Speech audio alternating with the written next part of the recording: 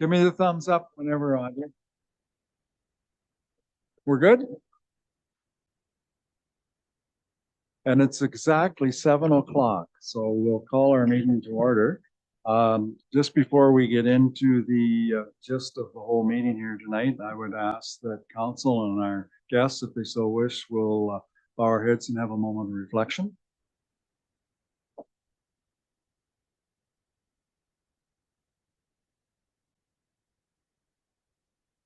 Okay, thank you. All right, so the first item on our meeting tonight, and by the way, welcome everybody to our November 6th meeting. And first item up then is confirmation of the agenda as it was circulated on the weekend. So moved by Councillor Vink, second by Councillor Chessel. All those in favor? Opposed, if any? That's carried. Does anybody have a conflict of interest with anything on the agenda? And if you find yourself as the meeting goes on that you're treading in hot water, you can always declare it at that time. So we have a number of items on the consent agenda, 8 to be exact. Is there anything there that anybody would like pulled or some clarification on? Councillor Fournier? Through your worship, especially in regarding the resolution regarding Bill 21, Fixing Long-Term Care Amendment Act, especially considering having the Ritz Lutheran Villa here in town. That one in particular, I'd like us to voice our support for. The idea of any of the residents in our community being separated for the last years is just too much to bear. Okay, and that is 4.6, is it? Okay, all right. Okay. Anybody else? Okay, then if there's nothing else, a motion that we accept the consent agenda 4.1 to 4.8 with the exception of 4.6. Moved by Councillor Rose, seconded by Councillor Foster.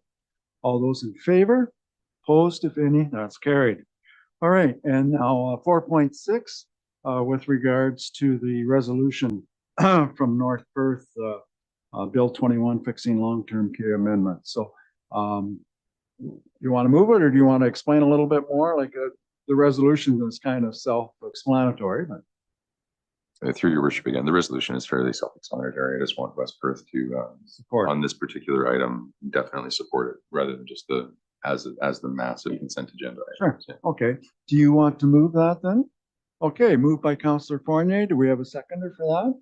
Take your pick, Deputy Mayor Tomjowski. Okay, any further discussion? All those in favor? Opposed, if any? That is carried. Very good. Okay, moving on then. We did the motion for the consent agenda, including the minutes. Yep. Okay, so now we're into delegations tonight. We do have 4 delegations and then we get into some planning matters. So the first delegation, they come bearing gifts, and it's Mark Moore from Tim Hortons and Megan. And we don't need the treats right yet, you know, that's okay. We're just glad you brought them. So yeah, by all means, come on up. And I know you sent us a letter, but it's, you know, it's that personal touch. If you hit the button there, Mark, the light comes on and then you're live. Perfect. Okay, first off, thank you very much for giving us the opportunity to speak to you. We have some exciting news as far as the Smile Cookie program goes. The signature program that we've done the last few years has raised thousands of dollars for events in the community. And Tim Hortons decided to come up with another one here. So I'm not going to take the stage to tell you about it. I'm going to introduce my daughter, Megan Adair, who is now 51% owner of the business, if you've read that recently. I work for her, and my friends tell me I work harder and more often than I ever did. So we need to make some changes to that. But I'll let Megan tell you about this. Yeah, so the Smile Cookie program that we normally run falls in September, and it is like the craziest time ever for us. So we've spread out our campaigns, and now we started doing it in May. And this coming year, it's going over to the Henderson Park. And what they've done is, with that success, there is challenges with our Tim's camps. So they've been trying to figure out how they want to raise money to help the Children's Foundation. So they've tried to snowball off of this campaign. So they're going to do a holiday Smile Cookie, and 50% of it is going to go back to the Torrance camp. And then the other 50% gets to stay local. And we've decided that we're going to support the library. and try and have some fun things with kids throughout. So we're hoping that there's going to be a campfire read along kind of thing next week. I can't remember the day. We're supposed to find that out, but I think it's on Tuesday. And just try and support the library. So the other piece that comes with it is the Smile Cookie campaign is enormous and takes a lot of energy and things, and we rely heavily on volunteers with it. So we're hoping if there is anyone that's open to next week between 8 a.m. or a 3:30 time frame, it'd be awesome to come decorate the smiles. This Smile Cookie is also going to be a sugar cookie and a white icing. So the cookie is going to look a little different, so that the intent is to have it feel a little different. And that will be a little smaller campaign. And then we're going to still have that major campaign that happens in April for May. That's it. And that's it. I've got business cards. I'll just leave them here.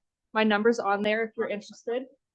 Just shoot me a text on there, and I have a master copy at the store. I feel like if I have too many paper copies, I'm going to lose control as to where my volunteers are. So if you're interested, it would be great. It's 8 a.m. or 3:30 any day next week.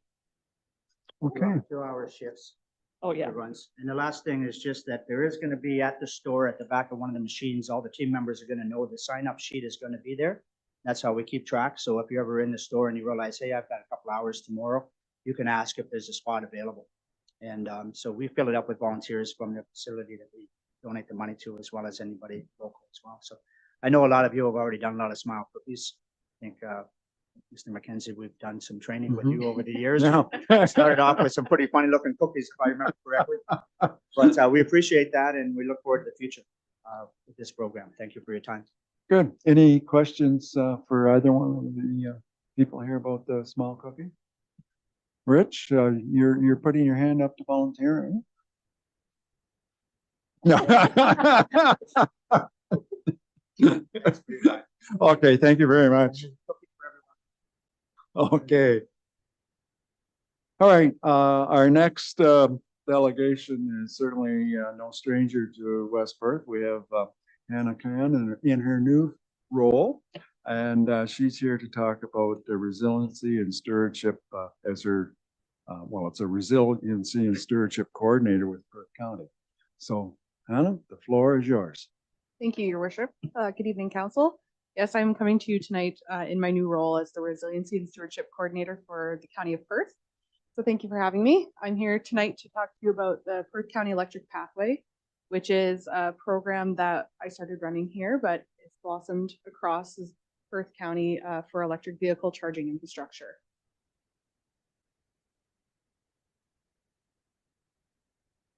So why should we have electric vehicle charging infrastructure? This graph shows the amount of carbon emissions across Perth County. And as you can see, on-road transportation is the #1 emitter of carbon emissions.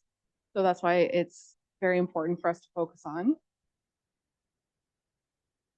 The other reason is that the federal government has actually been staggering in regulations on vehicles that are sold in Canada, especially for ones that have emissions, so like a standard combustible engine. So new light duty zero emission vehicle targets are 20% to be sold by 2026, which is just around the corner, if you believe it or not, and 60% sold must be ZEV by 2030. So that's a substantial increase from what is sold today. And then medium and heavy duty vehicles, 35% have to be ZEV by 2030.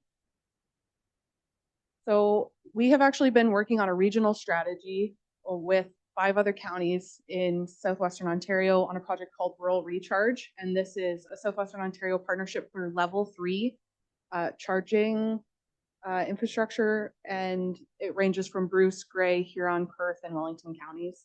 And we have partnered with Ivy Charging Network on this project.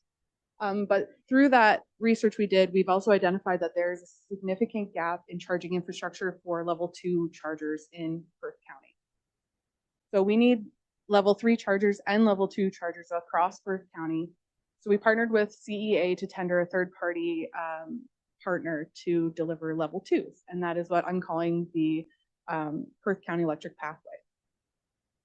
So level 2, level 3, what am I talking about here? A simple nomenclature for this is a level 1 is called a trickle charge. You just plug it into your wall and it'll take your car 12 to 24 hours to charge this way. Level 2 is an at-home charger. It's basically like a 240 volt, so just like a dryer. They're great for longer stops or when you're on the go and you're maybe coming to work and you can charge your car all day. It takes 4 to 10 hours to charge this way, depending on your vehicle. And level 3s are the DC fast charge. So they're great for tanking up on the go. They take 20 minutes to an hour to charge. There's an image here of an IV level 3 charging station. They have these all along the 400 series highways in Ontario. So through the regional rural recharge program, we identified the network of level 3 chargers, which is on the left-hand side of the screen, and level 2 chargers. And as you can see on the level 2 chargers, there is a huge gap in Perth County. My little clicker or my laser isn't working on the screen, but you can see that we have a major lack of level 2 charging infrastructure here. So why should we invest into level 2s instead of level 3s? And the answer to that is not instead of. We need to invest in both styles of infrastructure for different reasons. The level 2 chargers are great for longer stays. For employees at work or spending an afternoon downtown. They're very inexpensive for municipalities to own and operate this equipment at about $5,000 to $7,000 to $8,000 per port. And they're perfect for municipal parking lots, arenas, overnight parking options, especially for people who are garage orphans who live in apartments and don't have access to this infrastructure through their own condo development. Level 3 chargers are great for travelers or people who are heading from Kitchener to Goderich for the day and they want to stop in Mitchell and grab a coffee and a bathroom break and charge their car while they're doing that. The only problem with them is that they're more expensive. So Earth Power Corp just installed one in Goderich and they said it was well over $100,000 to install one. So they're a little bit harder out of reach for a lot of lower tiers who have smaller budgets. But they are perfect for downtown cores where you want people to come, have a quick stop and then keep going, visitor centers, parks, and grocery and retail locations. So like any service, it's good to have a diversity of charging options and planning where people will have longer stops. So it's choosing the right charger for the right place. So I consulted with the municipalities in geographic Perth County a couple months ago, and I asked them for a wish list of sites for level 2 chargers. This is because I had a lead on some ZVIP funding, which is federal funding to offset the price of chargers. The lower municipalities came and identified 38 ports or 16 sites across the geographic Perth County, that's including St. Mary's and Stratford, that they would like to have level 2 chargers at. So we decided to do a phased installation of these chargers. There were some sites like the West Perth Municipal Office that has conduit in the ground and ready to put a charger on top of it and panel space ready. There were other sites that they don't have anything ready, so they'll take a little bit longer. So phase 1 sites are going to be installed hopefully by the end of this year, but at the very longest, March 2024. So we just closed an RFP for a partner for this project, and we're just in negotiations finishing up an agreement with a local company that can install these level 2 chargers. So the municipalities would purchase the charger and then receive a revenue check monthly from the users of this infrastructure. And the cost of the turnkey infrastructure varies per site, again, based on if the conduit's in the ground and that sort of thing. So our price will be $7,500 to $7,900 per port. And operating the device, depending on how much you charge the user. For example, Huron County has a network of chargers of 22 that they just installed and they charge $5 an hour to charge. So an average ROI on that is $371 to $423 per hour. And the payback of this capital investment is estimated at 12 to 18 months. You can also use these chargers towards carbon credits for other green infrastructure projects you have throughout your municipality, i.e. solar panels on the roofs of your beautiful new buildings. So the process that we're in here, we've gone through, it's been very fast and furious. Project conception was May 2023. We just secured our RFP partner in the process of that, and we're looking at site readiness and getting these things installed. So of course, we have ZVIP funding to cover the first 18 ports with a partner CEA, but we are also going to be looking for more grants. There's one that MTO just rolled out called Charge On, and ZVIP has more iterations of the same grant coming out. So we will be doing more funding applications for this. So with that, I know that was a lot of information at once, but I open it up to questions. Okay, thank you, Hannah. Questions for Hannah with regards to her presentation? Doug, go ahead. How do they, or think they're gonna handle the winter overnight parking with snow removal and stuff if it's in the arena parking lot or something like that? They thought about logistics like that, or? Yeah, that's a great question. So because of the funding, the chargers have to be available 24/7, 365.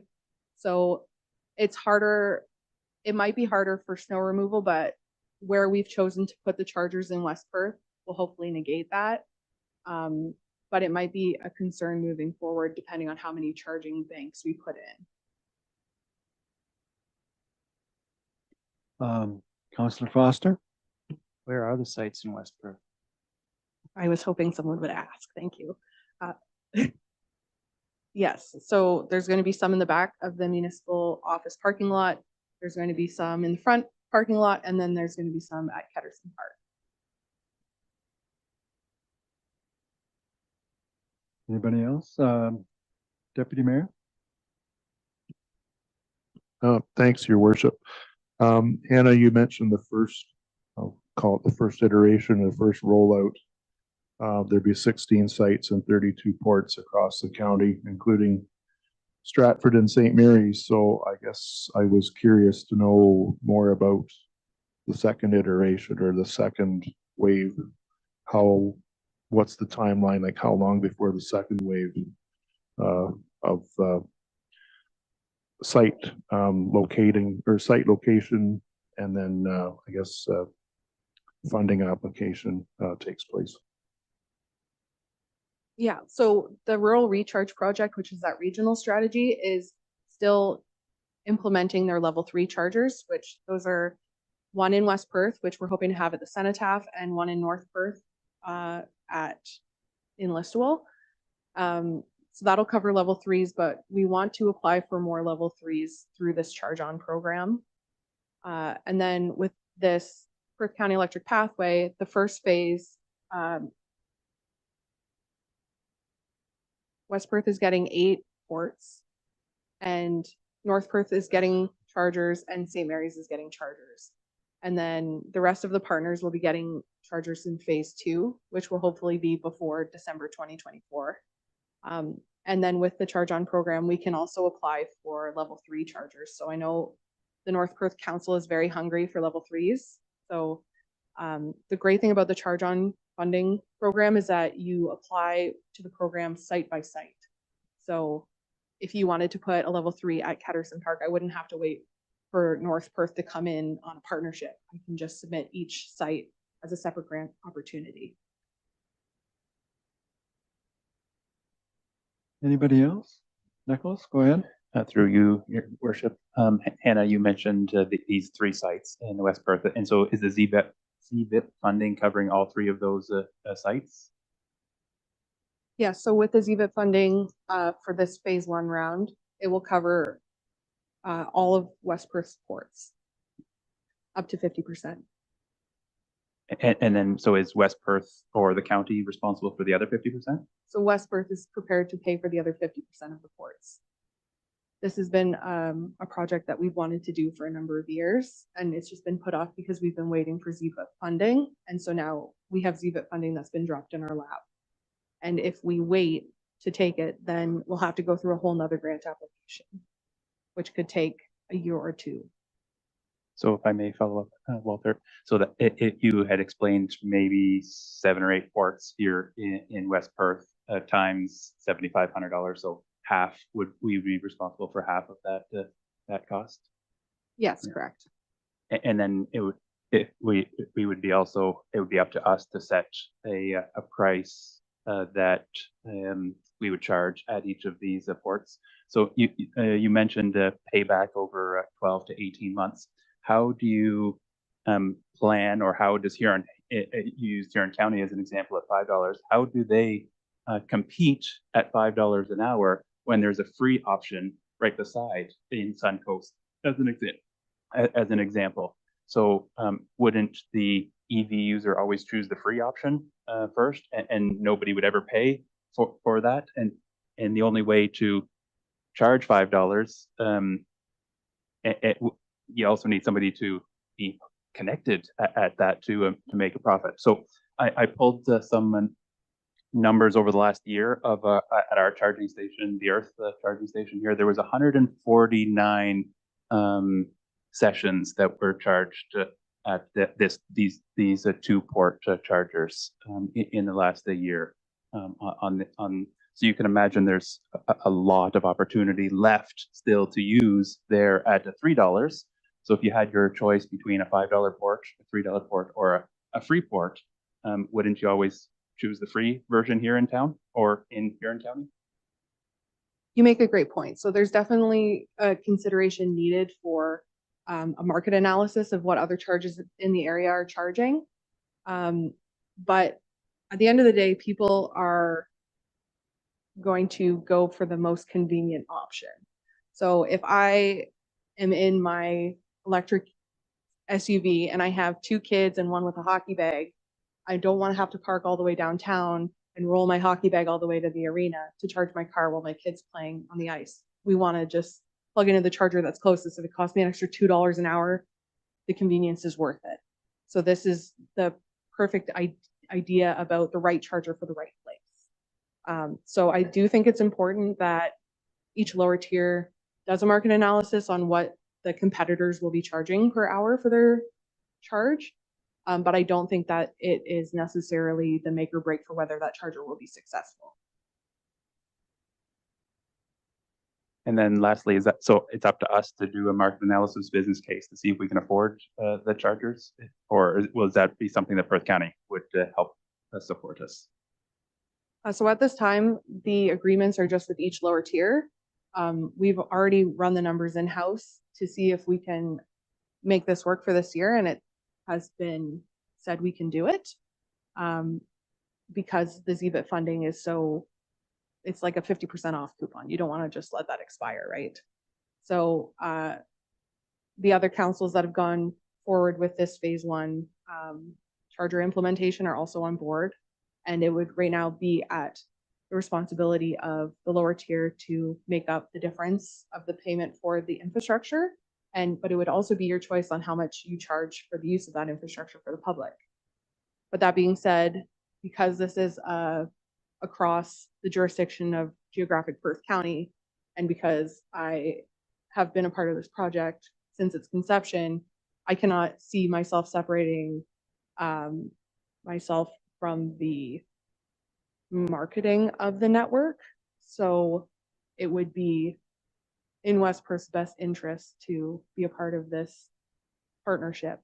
And we have a network as a geographic Perth County partnership, and not just each one being piecemeal. Thank you. Anybody else? Councillor Fournier. Your worship, thank you. I'm not objecting to your initiative at all. I think it's absolutely fantastic, and it could be a really good fundraiser for the municipality. My only confusion is that we've never been in the business of gas stations. Why are we suddenly getting into the business of gas stations? I can certainly see us supporting this project and helping to pay for them, but maintaining ownership of what is essentially gas stations, I don't really feel that that's the business that we're in. It seems an odd, rather major industry for us to be taking a rather huge step into. I'm not sure how many charging stations you're talking about, but you're talking about, as I say, several gas stations worth of revenue, which is an odd business for us. I'm starting to repeat myself, if you don't mind, though. I think at this point, it might sound awkward for us rural type municipalities to be taking on this type of infrastructure, but it's certainly not uncommon. So as I mentioned before, Huron County installed 22 chargers last year, and they haven't been fully operational for a year yet, but they will be rolling out their annual report on it in February. This is becoming more and more common across Southern Ontario for municipalities to own and operate level 2 chargers because, like I said, it's just like running a dryer. They're very easy to maintain. The agreement we would enter in for the own and or the install would also help us with any maintenance that would be required. But I know that I have a level 2 plugged into my garage right now to charge my EV, and it's been there for over a year and I haven't even had to touch it. Level 3s are a different story. They are such high power that experts do not recommend municipalities own and operate those. They recommend you partner with a different service provider that has more know-how and maintenance to do that. So Earth Power Corps actually installed one in Goderich, and they own and operate it, not the city of Goderich. So level 2s and level 3s are different beasts for sure. But when we put out this RFP, we put it out for a separate company to own and operate the chargers, and we just provide the plug in the wall. So we just provide the hookup, and then they come, they hook it up, they deal with all the money. But nobody wants to do that because level 2s are so simple. They just want you to own and operate it and then get maintenance on it when required.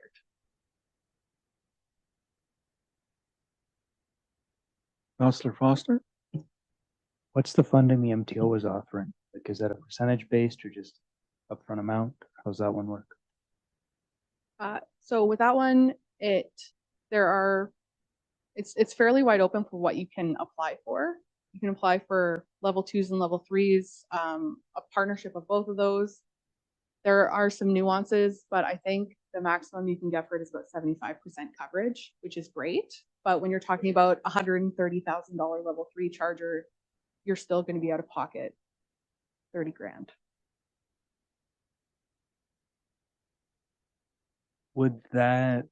Can that one be combined with the federal government and they each pay for half, or how does that one work? There is an opportunity for stacked funding up to a certain percentage.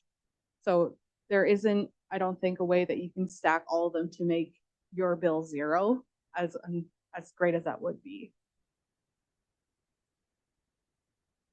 Councillor Duck? I just had one question. Would there be anything that stopped a private citizen or business from doing this on their own? They saw we're doing it and we're charging, say, $5 an hour to charge.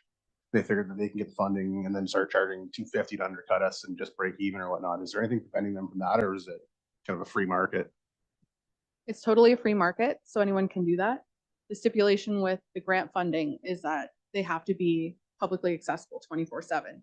So we have one level 2 charger downtown right now that's open to everybody. There's also a level 2 charging station just across from the Ritz that's owned privately, and I don't know if anyone knows that it's accessible to them. Our clerk has a question or a comment. Thanks. I would just add just a bit of a nuanced note. Is largely where these are located, though, is going to be allowed a road allowance or parking area, as it was talked of convenience. So that would be municipal property. So Joe Blow likely wouldn't get permission to start a charging station out front of his house along a highway or rural road. So if yeah, I just wanted to address that. If it's your property, a private property, commercial enterprise, or Canadian Tire, Home Hardware, Walmart, those type of things are prime examples of where you're seeing them pop up. Traditional gas stations as well, for sure. But alongside a road or obviously in a parking area, like it's not a, yeah, I just wanted to make that clear. You can't just pop them up wherever.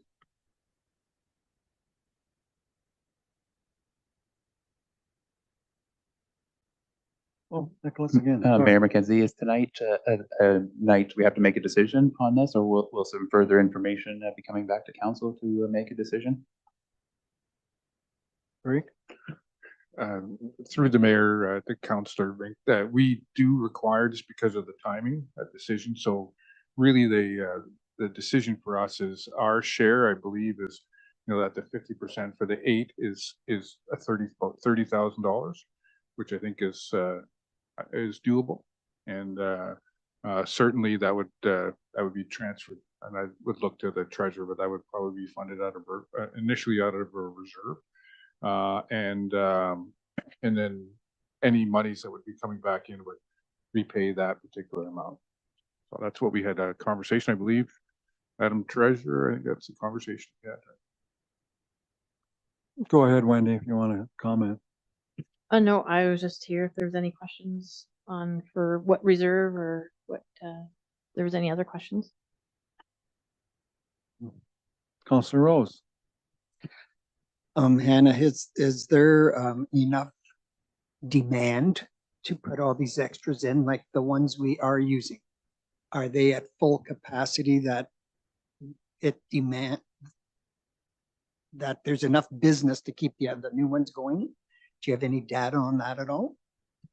So as Nicholas said, the charger downtown is, I would argue, slightly underutilized, but I would also argue that's because of its location. So if you put chargers in the right places, for example, when I was still working here, there were 2 individuals in this office that would have used a level 2 charger during the workday. That's on peak hours. If you put them at the arena, then you have people who are coming in for hockey tournaments. They might be there for half day or all day. They will be using them. They don't want to have to walk from downtown. We currently do not have one over there. So, and I argue too that it's not just about today's usage, but future usage. I know that there are a lot of places that are just now getting into the electric vehicle sphere. My husband works for Hydro One. His workstation just got 3 Ford Lightnings delivered this week as their work vehicles. So they're coming. But I know that the battery shortage and everything that happened a couple of years ago, it kind of put things behind. But I've owned an EV for a year and I've had 0 problems with it. It's been fantastic. The one thing that's lacking is the charging infrastructure publicly. And I think that putting this in will serve us well in the future. If you build it, they will come type thing. And it'll also set us up for a great opportunity if there's funding for level 3s to come in, because then you can pair them all into one station. Counselor Phelps. Well, when they do the level 2, or if they do the level 2, and looking at the level 3, will they rough in for the level 3 also at the same time, or will we dig twice? So because of the excellent forward planning of our rec and facilities manager, we have already roughed in all the conduit and panel space that we need to supplement this infrastructure. We just need the chargers themselves. And that's because we were lucky and we had foresight when we were putting parking lots in and that sort of thing. So level 3s are much more demanding on panel space. So that could be a conversation depending on where we decide to put it. But based on the electrical upgrades we've just had at Ketterson, I don't see that being a problem. Okay, that was kind of a thought that I had, Doug, too. So, and I realize we're talking about 2 separate things, like Ketterson Park, the new pavilion will have outlets there, but when it comes to the arena, there won't be any infrastructure in the ground there. And if we were going to put one there, it would be a matter of digging up the side of the road or the parking lot or whatever. Yeah, so the County of Wellington actually has a level 3 charger on the backside of their arena, and they have it a foot off the building. So you just pull right up to the building like you would on the side of our arena here, and plug in, and it works very well. They also have a level 2 charging station right beside. So other places and arenas are doing and have been doing it for a number of years. Oh, fair enough, fair enough. Deputy Mayor Trzaskowski. Thanks, Your Worship. This may be a question maybe for Councillor Vink, but the proposed charger areas that that Hannah has talked about, would that be power sourced from Hydro One or Earth? That's my first question. It would be earth power that would supply the electricity. Okay, so I guess in response to Councillor Fournier's question about why are we in the business of gas stations, true, we're not in the business of gas stations, but as a member of Earth, a shareholder of Earth, we are in the power business. So this would align with our membership in the Earth Corporation.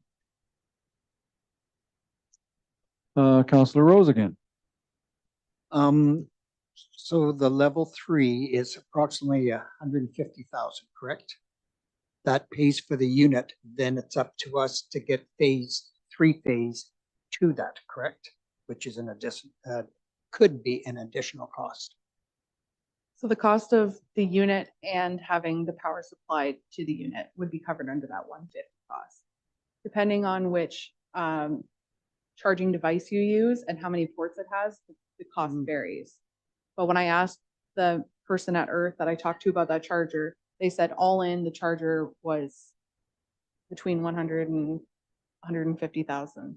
So 150,000, and that also includes wherever they have to go to bring the three-phase in. That includes that. Yes, and it also Okay. includes a lot of other considerations that are required by the grants, like accessibility concerns, making sure the parking lot has the appropriate ramps and stuff to get on, like to get to the charger, proper lighting, proper signage, all that stuff falls within that price point. Thank you. Okay. One more question, Nicholas? I can add in some more commentary for Councillor Rose. So in the last 30 days, there were 24 charging sessions. So remember, there's 2 ports there, 24 charging sessions. On October the 14th was the most used day just recently, with 4 unique drivers coming. In the last 90 days, 45 charging sessions. And then I mentioned in the last 365 days, 146 charging sessions there. So like Hannah said, quite underutilized. But it's also one of the least expensive places to charge at that one, at $1.50 an hour. So if you want to charge there at that Earth charging on Highway 8, it's only $1.50 an hour. But the most economical spot to charge your vehicle is always at home, especially now with the ultra low overnight rates at only $2.7 cents per kilowatt at home. So the cheapest spot is always the charge at home. And if you compare that to a $5 rate, that it's quite the Earth Power charger there is quite economical. And then of course free after that when we have free ones in town, but maybe not location specific. So the only if I can say once where I would sit, I have a hard time supporting or subsidizing, maybe subsidizing is the right word. I have a hard time subsidizing an EV charger or charging in the municipality. And so I'm just not sure where that sweet spot is for both charging, whether subsidize the rate to charge at, or also the installation cost. But if there is a business case or a market analysis that will pay it back, that's one thing. But I myself, I would have a hard time subsidizing it out of taxpayer dollars.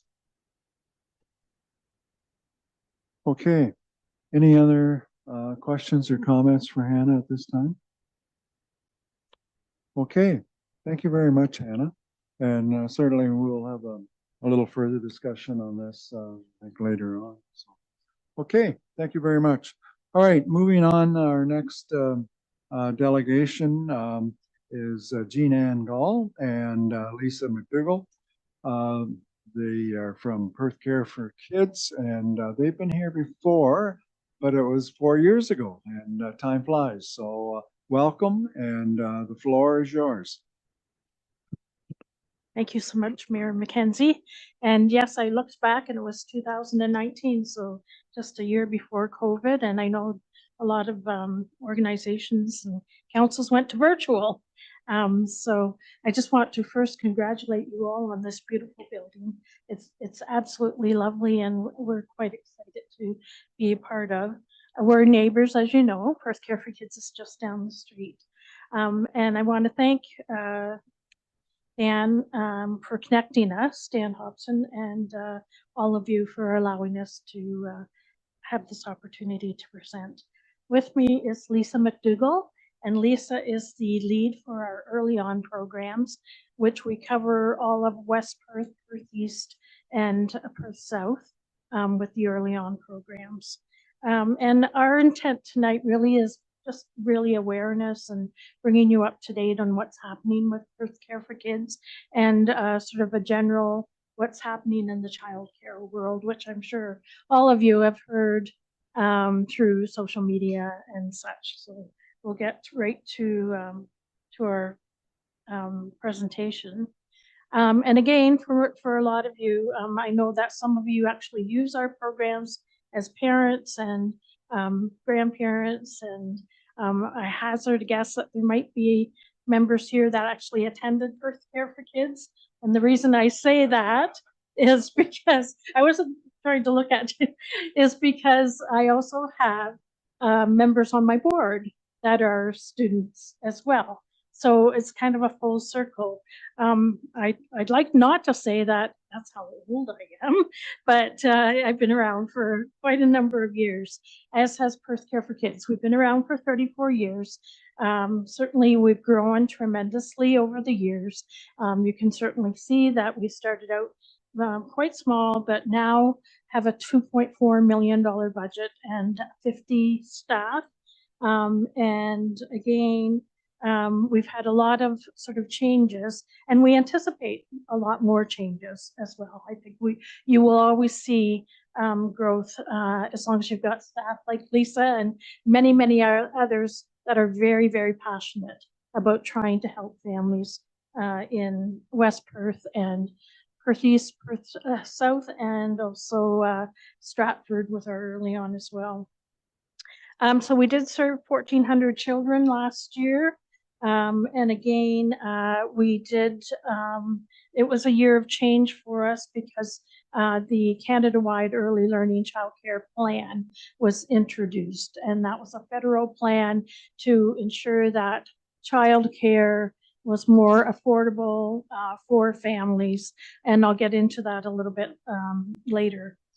So as far as our licensed programs, currently we have 2 sites here in Mitchell, Site A and Site B, again, just down the road.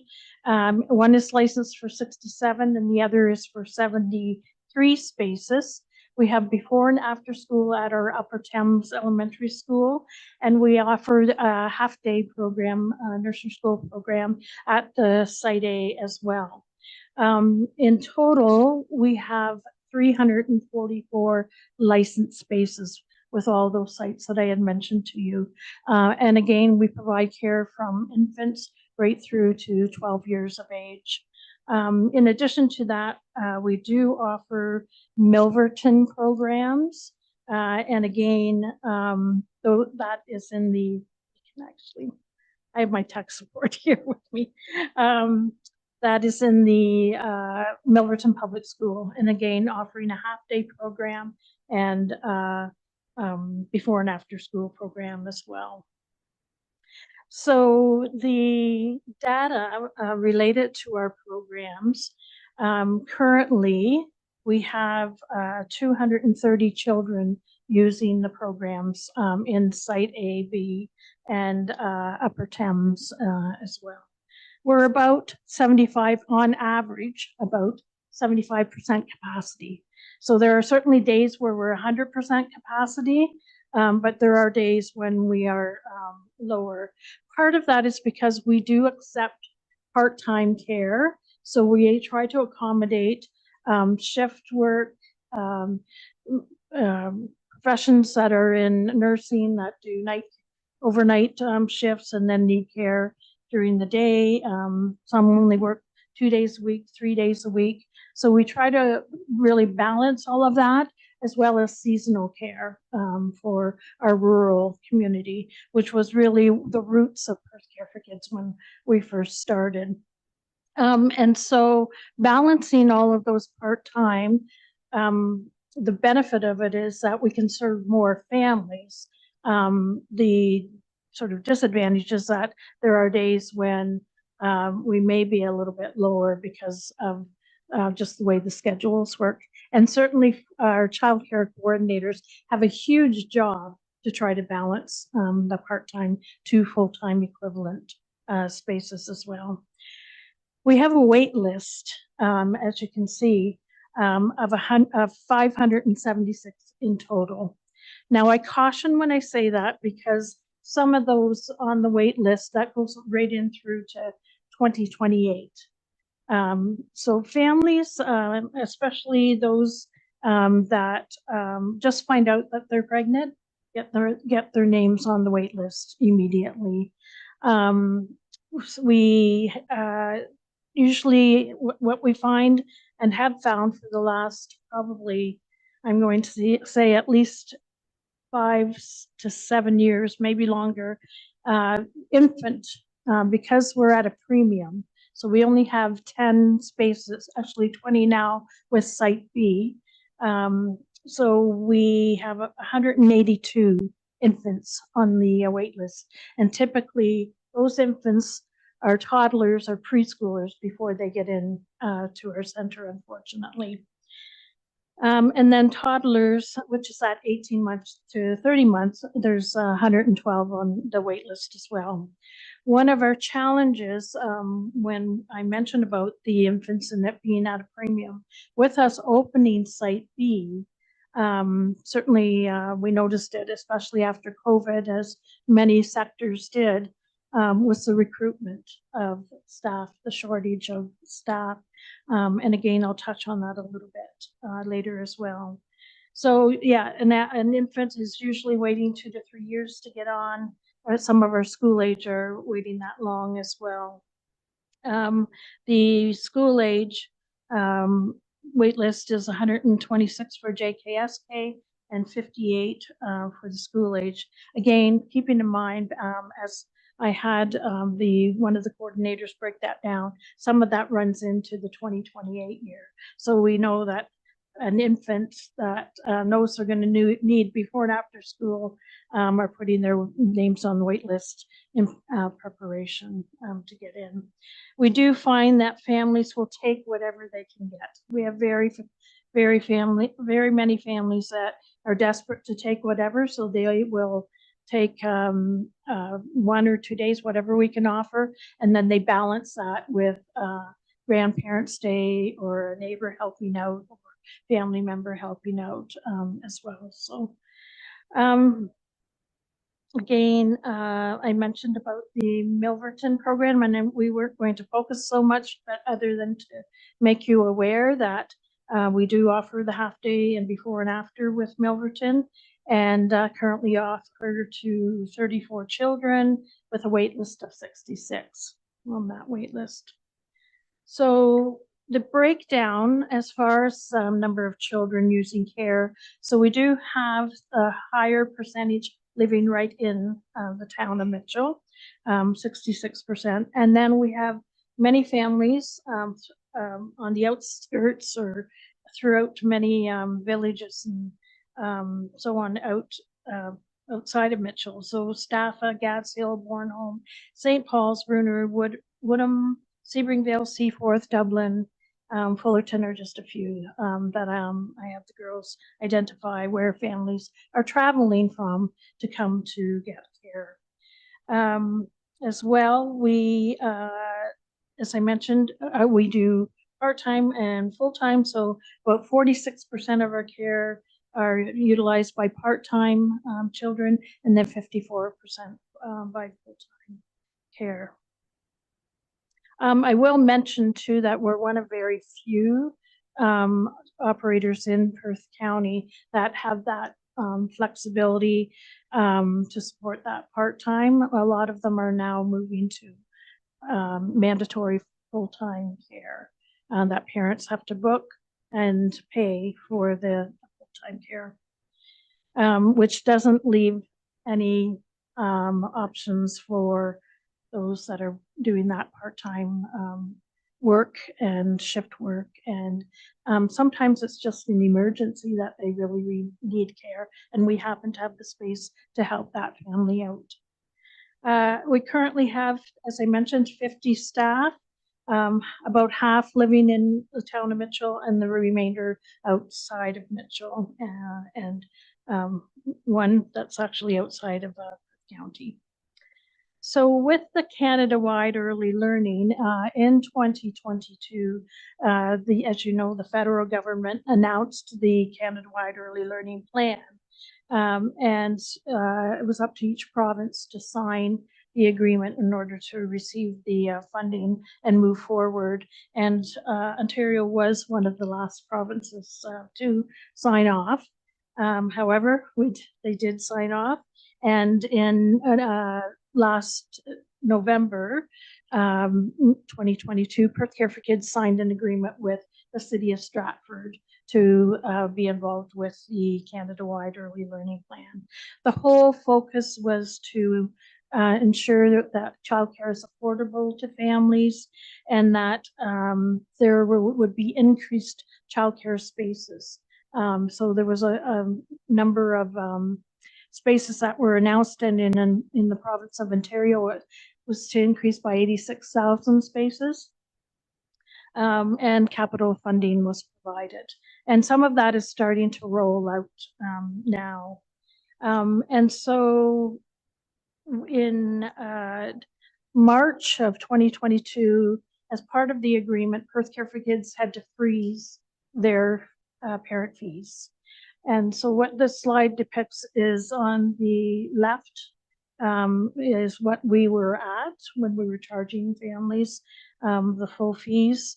And then the current fees on the right indicate the reductions. So we had a 25% reduction for parents at the end of December of 2022, which we did in the form of a rebate. And then in January of 2023, there was a further reduction to where we're at now. The goal of the federal government is to end up for all childcare operators who are in agreement with a average of $10 a day for childcare. And I should mention that this is for children that are 6 years of age or under, so up to the age of 6. So what that reflects is that in the case of some of our families, they currently are having a savings of anywhere from $7,000 a year to $11,000 a year in childcare expenses. Again, the intent is that we will get to that $10. At this point, the government has indicated that there will not be a reduction in January of 2024. However, they're looking at the possibility in the fall of 2024 is the last that they've communicated to operators. They are also, the current government is looking at a funding formula to make it more equitable across the board for the Canada-wide early learning funding. The challenge, and this isn't just a Perth Care for Kids challenge or a local challenge, this is a provincial challenge. So with the announcement of increasing spaces, childcare spaces, it's caused a real crisis in the shortage of qualified early childhood educators to meet the staff-child ratios and all these new childcare spaces. So in the case of the province, with the additional 86,000, there's a projected shortage of 8,500 job positions for qualified childcare workers. In Perth County, the target, as announced by our CMSM, was 700 childcare spaces to be increased in the next few years. My understanding is the plan is to be completed by 2026. And so the estimated or projected shortage of ECEs or qualified childcare is between 80 and 85. Just to give you a sense, we opened our new site at Site B in 2021, I believe it was, and we have still not been able to staff at full complement staff. So we believe that we have put in a lot of strategies, which I'll mention, but we still remain with one room left to open, and that being the infant room. And part of that is because the cost of the infant room, and again, to recruit the number of staff that is needed for the infant room is a bit more difficult because the ratio is 1 teacher for every 3 infants. So we again strategized. We started with the preschool group because we had operated a preschool group at the Ritz Hall, so moved them up and then expanded further and have been operating that for a couple of years. And then we recently expanded to open up the toddler room at Site B as well. So again, we are challenged, but we're not the only ones that are challenged. In some of the articles recently that I've read, position papers, a lot of centers are operating at 65%. A lot of them are closing program rooms because they can't staff, or they actually closing centers because they cannot staff. So it really is a big issue across the province.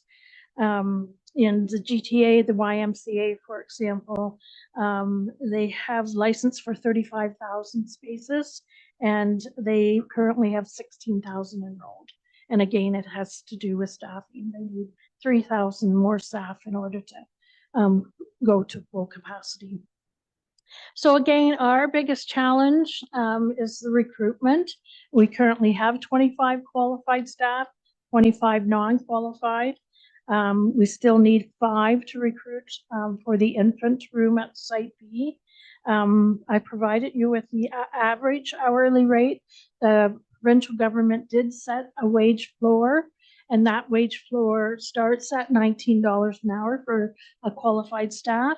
We're actually above the provincial wage floor. And the average hourly rate for a non-qualified is $19.50. And for the provincial wage floor, there isn't one for a non-qualified. So the minimum wage would be what the province is looking at.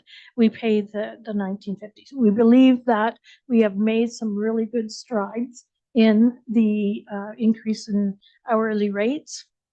The other is we, for the part of retention and also recruitment, we have introduced or have had a group benefit plan for quite a while now for staff.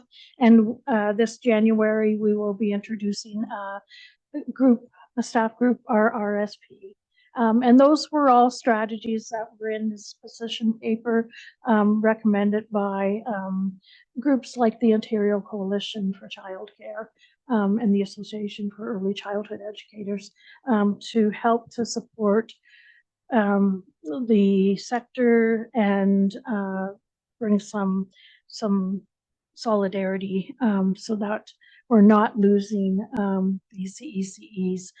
ECEs have always been underpaid and undervalued, and so there's a lot that's happening with advocating for the qualified staff, and I believe that certainly Perth Care for Kids is working as hard as I can to work with some of the strategies to retain our staff.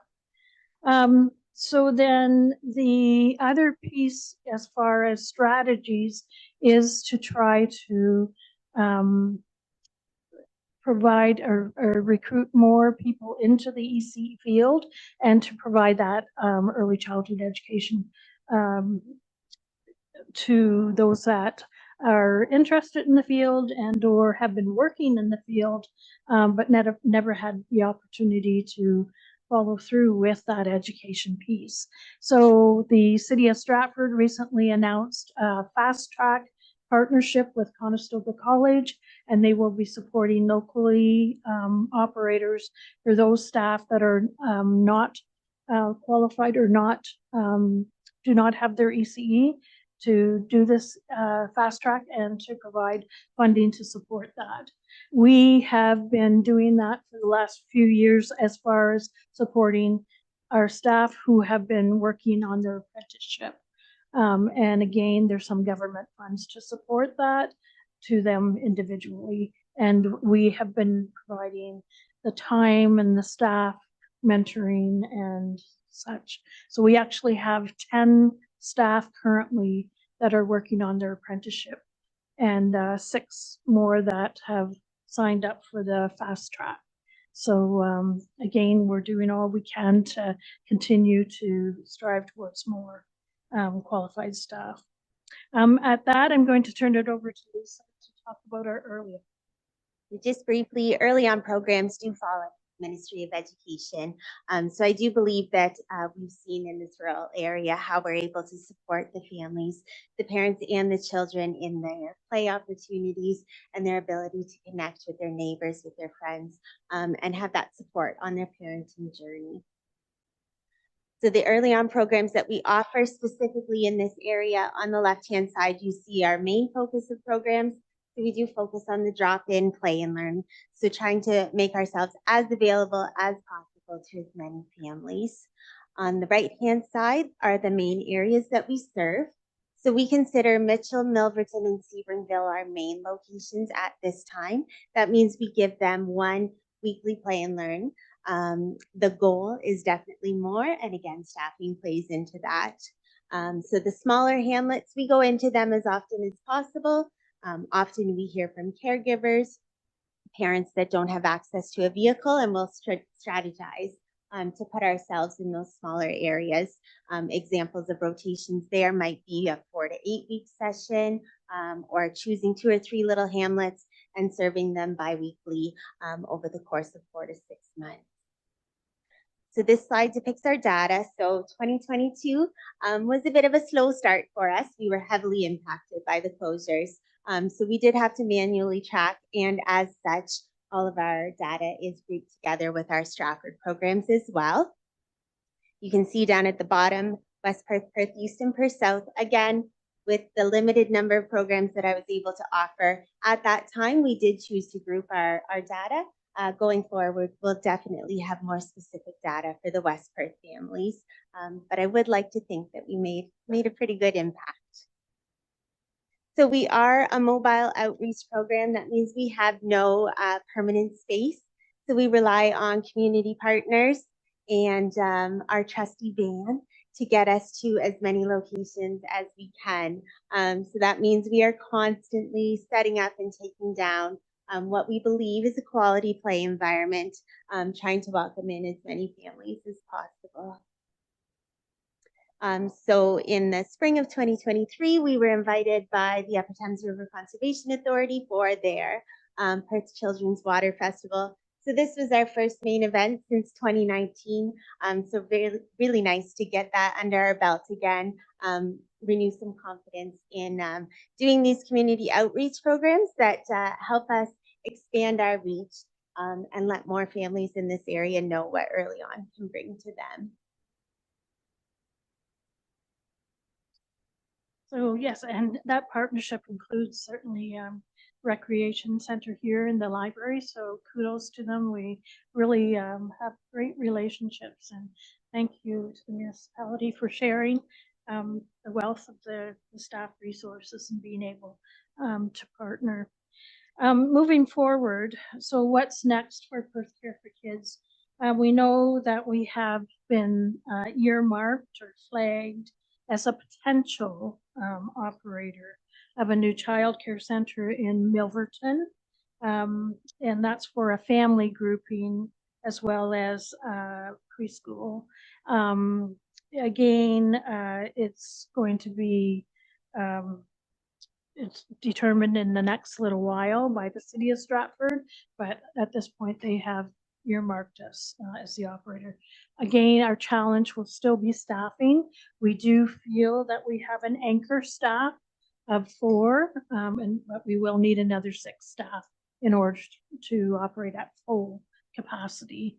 And certainly with our experience of 34 years, we know we don't always start at full capacity. And I can vouch for that when we opened Site A. When we only had 6 children at our door when we first opened at Perth Care for Kids, and thinking, oh my gosh, what did we get ourselves into? And now you can see just how much it's needed in the community. So yeah, so we feel like we've got a good foundation to start, but again, we have the challenges of staffing.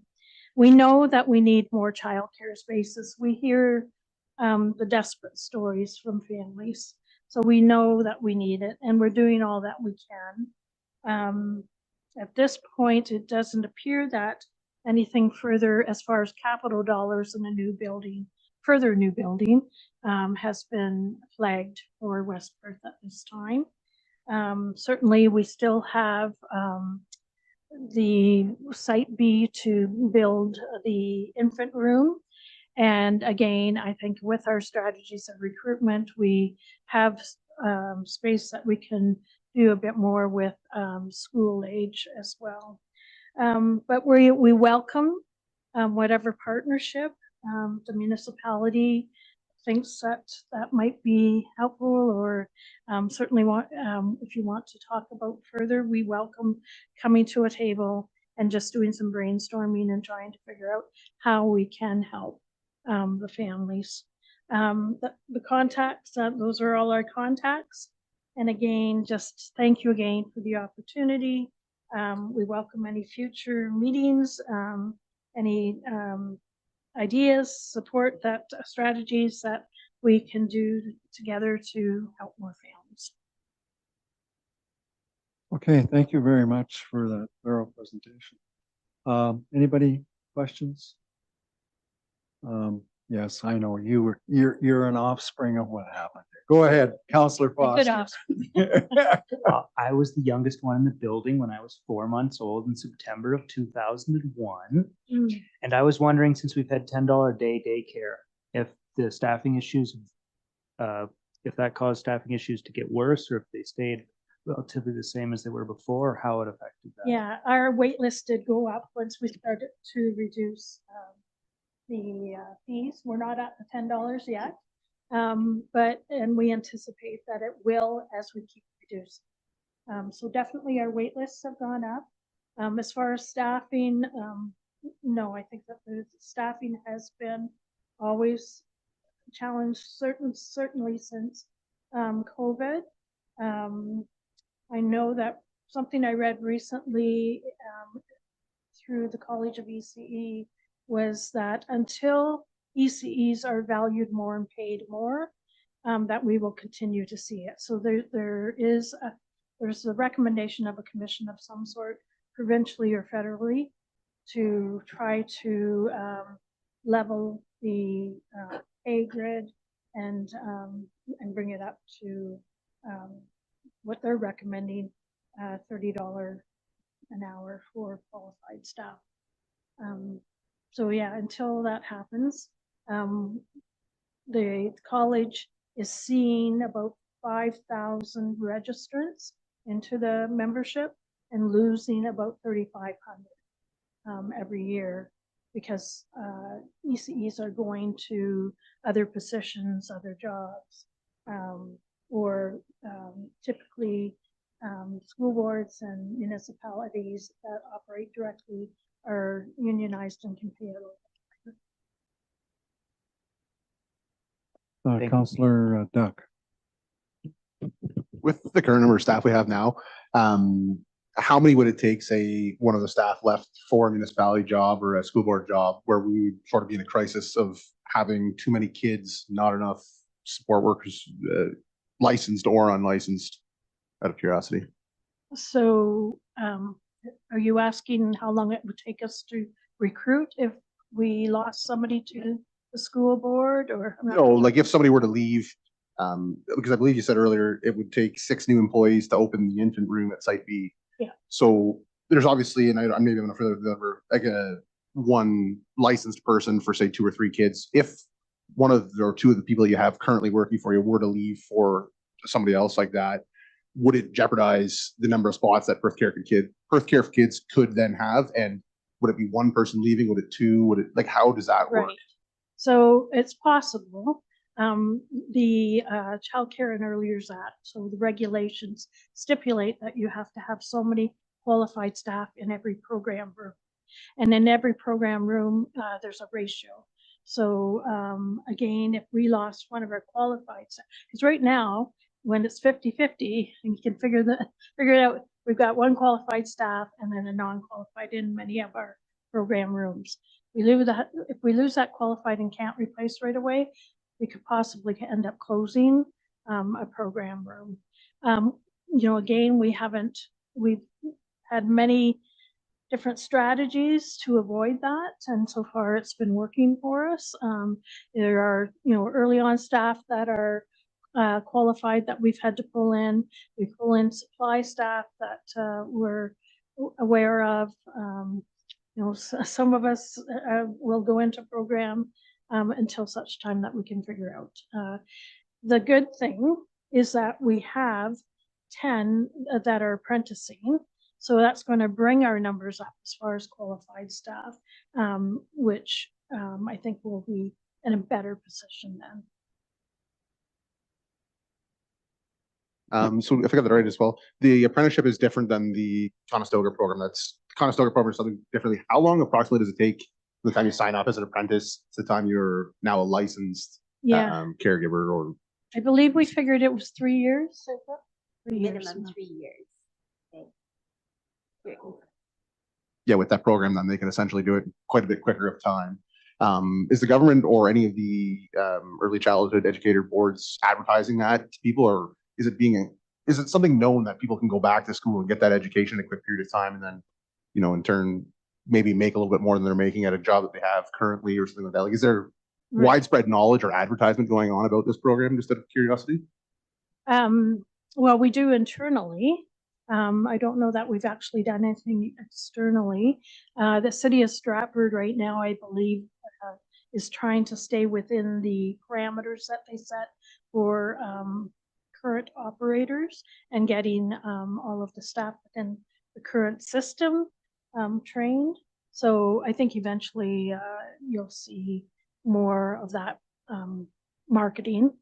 And there are, I know, brochures out by the province, I believe, for the apprenticeship. So it's the Loyalist Community College, Conestoga, Fanshawe. They all do their own marketing as well for the apprenticeship program. Deputy Mayor? Thanks, Your Worship. Thanks, Jean Ann and Lisa, for your presentation. My question kind of follows up with Councillor Duck's question. Talking about worker retention and worker recruitment, I'm just wondering out loud, and so I'll ask, have you talked to anyone at Perth County Economic Development? Because what you're talking about is what they do, not necessarily in other fields of the work environment. So I'm just wondering if there's an opportunity to tap into what their contacts and their network, that they could broadcast a bigger area to have a further, deeper reach to find staff.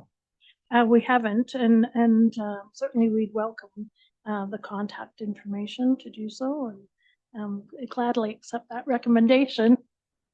Okay, well, I know people through economic development here at West Perth and through county council. I can get you connected and let you talk and go from there. Thank you. Okay, thank you. Certainly the Career Center in through Conestoga, we've had connections with. One of our board members was actually working there, and so we've done some work with them, but not the economic. Okay, any further questions? Okay, again, I want to thank you for your presentation. Obviously, it enticed a lot of questions, so that's a good sign. That's good. Thank you. Yes, so thank you very much. Thanks very much, everyone. All right, moving on. Next delegation is Tracy Annett from Upper Thames, the general manager.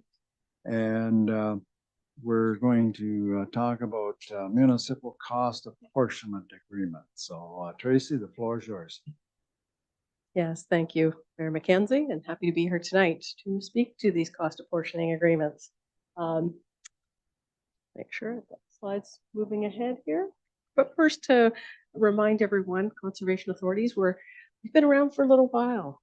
First enacted in 1946, and really it was intended to be a partnership at that time. A partnership between ourselves, municipalities, and the province, focusing in on everything to deliver floodplain protection programs, and on that watershed basis. But beyond from flooding, also considering those other natural hazards, conserving natural resources, and balancing those social and economic benefits as well.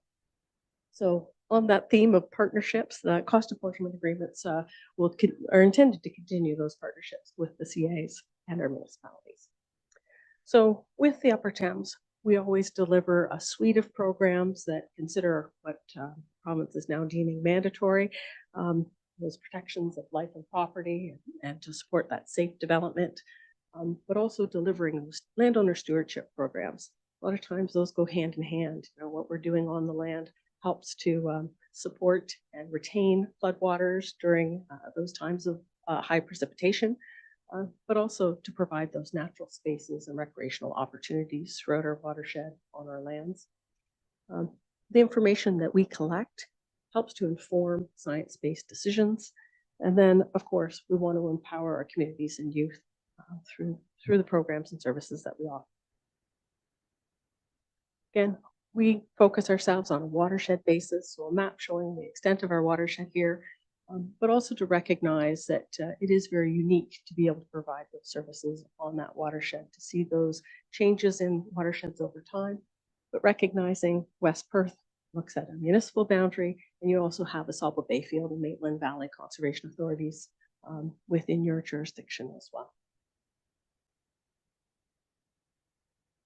With funding sources, our current funding sources, and past ways that we've looked at funding, we get a bit from the province through our provincial transfer payments, things for flood forecasting and warning, at least components of that flood forecasting and warning, and our hazard protection program. Also transfer payments for drinking water source protection, the development of our drinking water source protection plans. A portion is always through municipal levies in the past. And then we always go out and we look for other opportunities to self-generate funding, either through fees, donations, but also grant applications. Our staff are very good at developing those grant applications to find other funding sources that complement those programs and services that we want to offer. But moving forward through these cost apportionment agreements, a part of what we've had to do is categorize our programs. Of course, there's those mandatory programs that I mentioned, everything from our drinking water source protection program, our flooding and hazard management program, our land management for passive recreational uses, and then also collecting provincial water quality monitoring data, both for groundwater and surface water.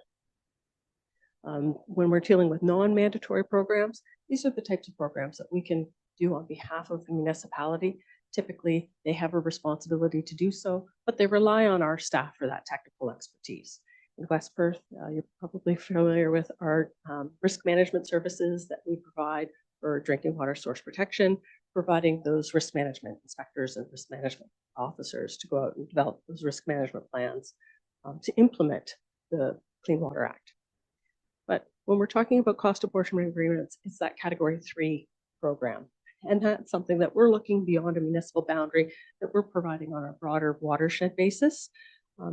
Again, when we're looking at those types of programs, they have to be through these types of agreements to make sure that we have the desire by the municipalities to continue in these services. So one of the main three categories of programs and services that we're providing and suggesting that continue are our stewardship and restoration programs. Again, those landowner participants that we're able to engage with to do activities on other lands and private lands beyond. Our continued work with subwatershed planning and monitoring. We go beyond what the province recommends for water quality monitoring and sampling data.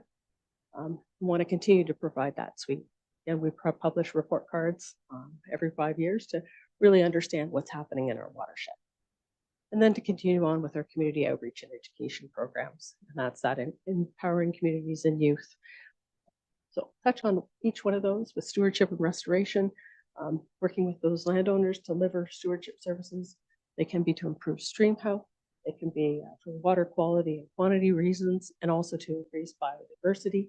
We do this through tree planting programs, fragile land retirements, and certainly offering that technical assistance to landowners about best management practices to follow, to again look at how we can improve water quality, for example. A lot of that work is with partnerships, either with Environment Canada and climate change, or through OMAFRA. Again, we're not looking just at the municipality, we're looking at watershed wide, and even going beyond our watershed down through the lower Thames Valley out to Lake St. Clair, and ultimately improvements in Lake Erie. When we're talking about that sub-watershed planning and monitoring, certainly there's those 24 monitoring locations that we do for the province for looking at surface water and groundwater stations, but also we complement that, usually adding another 7 sites to make sure we're capturing each sub-watershed that we monitor through our report card program, but then also doing additional sampling, not just water quality. Water quality tends to be at a specific time that you're capturing that data, but if you're looking at benthic invertebrates, those are the little bugs at the bottom of streams, they don't move as quickly. So we're able to look at those benthics to determine what water quality is like over longer periods of time. So, and also collecting fish sampling as well. So when we're talking about West Perth, we're usually, I think there's about 7 additional sites that we do here, and then also 5 sites that we do fish sampling for. Those types of sites and having that information often helps with any environmental compliance approval processes, bridge projects, where if we have that background data, we can provide that information to help inform that decision making and know what other measures might need to be taken care of when embarking on those projects. We're talking about community outreach and education. It's all those types of programs. I kind of smiled at our previous delegation speaking of the Water Festival. That's a big program that we do each year. Again, that's raising that awareness with communities, with children and adults, to understand more about the local environment here, but also extending beyond the local area and understanding ecosystems and impacts on those ecosystems and actions that they can take on the ground. Again, we've participated in the Celebrating Natural Connections events. We are a technical resource for the West Perth Environment and Forestry and Trails group, or committee, I should say. And certainly recently hosted the Mitchell Bird event in partnership with the municipality, and even having displays out front here for winter recreation last year. So those are the types of things that we continue to be involved with and continue to provide. And we know that that outreach and education, we're going into classrooms as well, and those classrooms extend beyond the municipality and can be throughout different school boards. So with our funding sources, I'll just touch on that. Certainly I'll be coming back in January to talk fully about the budget process, but with Category 3 funding sources, the total program that we have is about $4.8 million. And we're asking for 12% municipal contributions to help deliver those programs and services and leverage those dollars. When you look at the self-generated amount through fees, either through seedling trees that we plant and things like that, but we're able to write grant applications for other government contracts that you see in the blue there, to leverage those municipal dollars to go much, much further, like you said, like you see here for a $4.8 million program. The amount that we have estimated right now for West Perth is just around $9,000. And that's less than even what we were initially anticipating from last year's budget figures, because we've been able to, again, find some grant applications to reduce those costs. So a little bit about the agreements and what they contain. Certainly they have to be in place by January 1st. We have termination dates, resolution dates, any review dates included in those agreements overall, allow for early termination and resolutions of conflicts, but also need to contain a resolution by the municipality for each participating municipality within our watershed. So I have 17 of these. And then once finalized, we're required to post them on our website once they're fully executed. So in the agenda package tonight, I know that there's a copy of the cost apportionment agreement, but also a guide to kind of highlight some of the things that we've been doing in the municipality and how we intend to continue to work together to deliver these programs and services. So with that, I'm happy to answer any questions that you have, and look forward to a resolution tonight. Okay, thanks, Tracy. Any questions for Tracy on her presentation? Go ahead, If it's okay, Councillor Mink.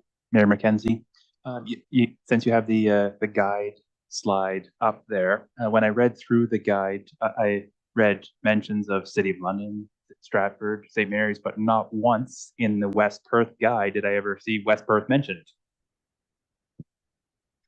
Certainly, if you actually look on the pages that speak to the Category 3 agreements, and West Perth examples are provided under each program and service area. So for stewardship and restoration, some of the examples there from 2022 include the Communities for Nature projects, the 50 students from Mitchell District High School. On page 11,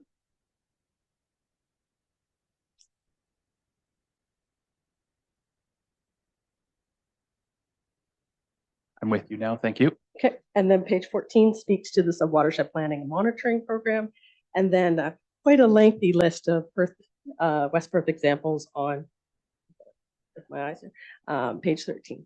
I stand corrected. Thank you. So then I have a couple questions on, you mentioned, would this agreement only be Upper Thames jurisdiction only in West Perth, not West Perth as a whole? And should there be some language in the agreement around that? Yes, thank you for your question through the mayor. Councillor Mink, each CA has their own requirements. I understand that the AuSable Bayfield and the Maitland Valleys agreements have already been signed. And again, we speak to each of our individual watersheds. And the way the regulation reads is that we can't extend beyond our jurisdiction. So that's why you don't see those references to other CAs. And then lastly, there's some discussion in the document about user fees compared to budgeted amounts. Is that a municipal decision on what portion is paid by user fees and what portion is paid by, in this case, the levy, or would that be a Upper Thames decision? Yes, through the mayor to the councillor. That is an Upper Thames decision. We have a fees policy and we review our fees annually. And we look at what, in some cases, what the market will bear, what the cost recovery is, but many times, especially when we're dealing with our stewardship extension type programs, there's a number of grants that we apply for to make sure that those fees are reduced because of the grant applications that are available. Grant programs, I should say. Any other questions at this time? Okay, very good. Okay, we do have a resolution here. And if there is no issues with that, we'll deal with it right now. And the recommendation is that the Council of Municipality of West Perth approve the cost apportioning agreement between the Municipality of West Perth and Upper Thames River Conservation Authority, and that the mayor and clerk be authorized to sign and seal all necessary documents. We have a mover and seconder for that, Deputy Mayor Chimkowski, and a seconder. Councillor Fournier, thank you. Any further discussion? Diane, go ahead. I just have a quick question. In the slideshow, it mentioned about $9,000, and in the agreement, it mentions $11,000. So which one are we agreeing to? Yes, through the mayor. That was the $9,000 is an estimate right now based on our 2024 projected budget. And that won't be finalized until we have final budget approval. And the attachment, it was an example provided based on our 2023 budget.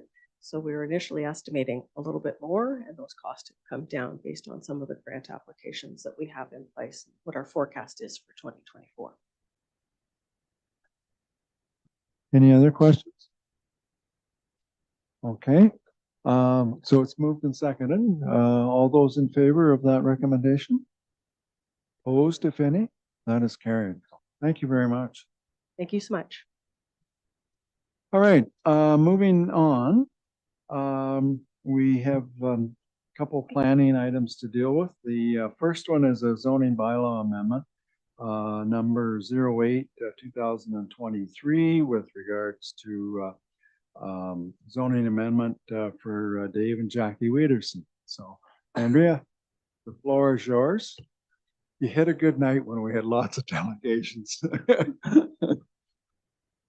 So I must have given John a little more confidence in me because he gave me 2 applications tonight. So must be doing something okay.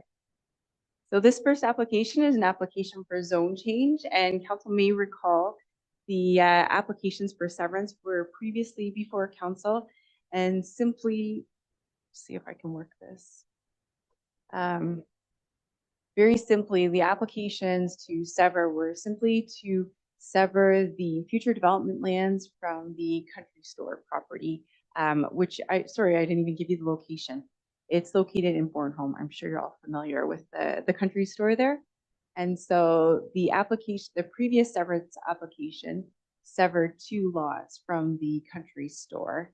And now, as a condition of the consent, the applicants had to apply for the zone changes. And so the applications for zone changes are to rezone the subject lands from a future development zone to a hamlet village residential zone. And that would facilitate future development of each of the parcels for residential purposes. Excuse me. And then the retained lands will stay in the commercial 2 zone so that the country store can continue its use. And so for council's information, the lots meet the relevant requirements for each of the zones. And so staff are satisfied that the rezoning is appropriate. It also reflects what the long-term intended uses are for the 2 severed lots. And in our opinion, it's in keeping with the official plan and the provincial policy statement. And we would recommend that these applications for zone change be approved. Okay, thank you, Andrea. Any questions with regards to that? That particular severance has been before us on a number of occasions. If there's no questions, the recommendation is that the Council Municipality of West Perth approve the zoning bylaw amendment ZBA 08 2023 submitted by Dave and Jackie Wiederson, affecting lands described as Lot 4 Plan 479 Logan Ward. Moved by Councillor Duck, seconded by Councillor Fournier. Any further discussion? All those in favor? Opposed, if any? That is carried. Thank you. And the next one is a part lot control application number 4, 2023. Go ahead. Okay, so this application for part lot control is for lands located on Wimpole Street, north of Huron Road. And the application proposes to create 3 separately conveyable parcels. And so you can see it's parts 1, 2, and 3. And the applicant has already started to construct 3 townhouse units on the subject lands.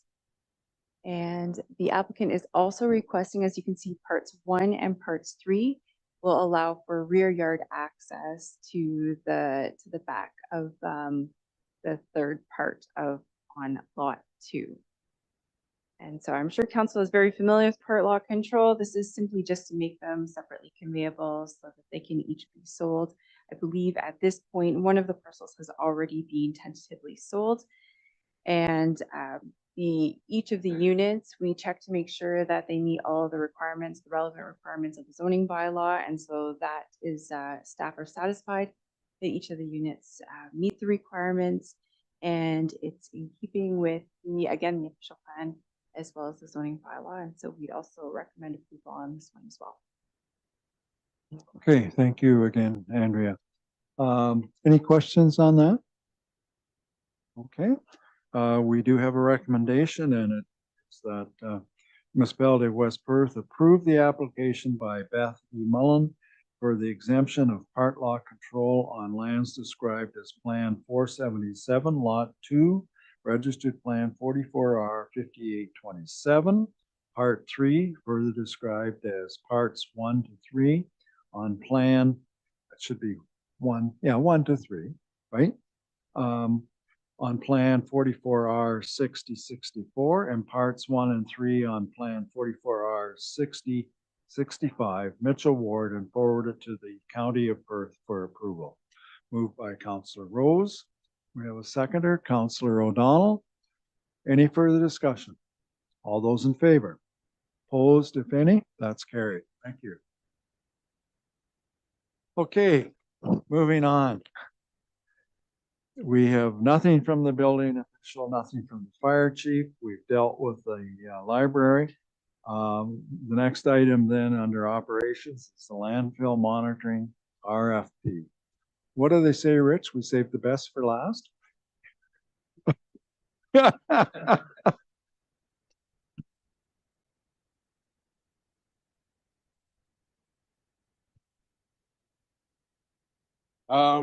So what I'm looking for is approval of the issuance of a landfill monitoring RFP. Requirements under the operating ECAs for landfills is that they have to be monitored. This includes the active and closed ones. The monitoring and reporting has to be done by a specialized group, essentially professional engineers or geoscientists. This is nothing new. So we're actually following the procurement bylaw this time. So, sorry. These funds are budgeted every year. Every 5 years, we send out an RFP asking for qualified applicants to provide us with price to do 5 years worth of monitoring. The last time that we did this is 2018. We received 12 bids ranging anywhere from $400,000 to $680,000 for the 5-year period. So can I get you to recommend? It's been to Environmental Services Committee. There's a resolution 2823 that the Environmental Services Committee recommend to West Perth Council to approve the issuance of the West Perth landfill sites monitoring RFP, inclusive of the years 2024 and 2028. Very good. Couldn't said it better myself, Rich. Any questions on what Rich is wanting here? Okay, you've heard the motion. Do we have a move and seconder for that? Councillor Duck, Councillor Foster. Any further discussion? Okay, all those in favor? Opposed, if any? That's carried. Thanks, Rich. Okay, moving on. Next item then is Treasurer's report. Just 2024 general fees and charges bylaw. So Wendy. Good evening, Mayor and Council. So before you is the fees and charges report. Further down in the agenda, there's the bylaw, and basically we're looking for first and second on the bylaw, bring it back for final approval later in this year. But essentially, all the department heads went through their fees, kind of looked at different costs and where we could basically increase some fees either by inflation or just to offset some servicing costs. So some of the highlights that I just put in the report, the digital sign, the commercial use, just highlighting that one's different. For recreation services, some of the fees have been changed, but we added security and SOCAN fees, some additional swimming lessons, and then the Parmalat fields or the soccer field. And then obviously there's the water and wastewater rates in the bylaw, and then the planning have been reviewed by the county and by West Perth staff. If there's any questions on the fees, Any questions for Wendy on that? I had one, and that's with regards to the digital sign. And there was a cost in there or a fee. You could actually rent the sign for a year. And I didn't think we would rent it for that long of a period, but we will now. Maybe let Dan take that one. Thank you, Your Worship. We currently actually do have a year contract with a commercial business. So it's something that's in an existing signed by law, signed policy. So we haven't changed any of the terms or length of the terms through the commercial side. All we've done is looked at the fees. And just while I'm speaking, I'll just add my justification is that we view that digital sign as a community billboard, a community message board rather than a for-profit billboard. So we've just brought our for-profit digital advertising signs, I'd say still below market, but up to closer market value. If that makes sense.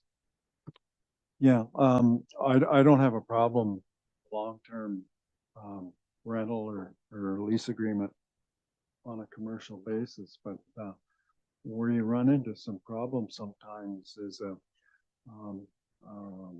what am I trying to think of here? Like a community oriented to one particular issue.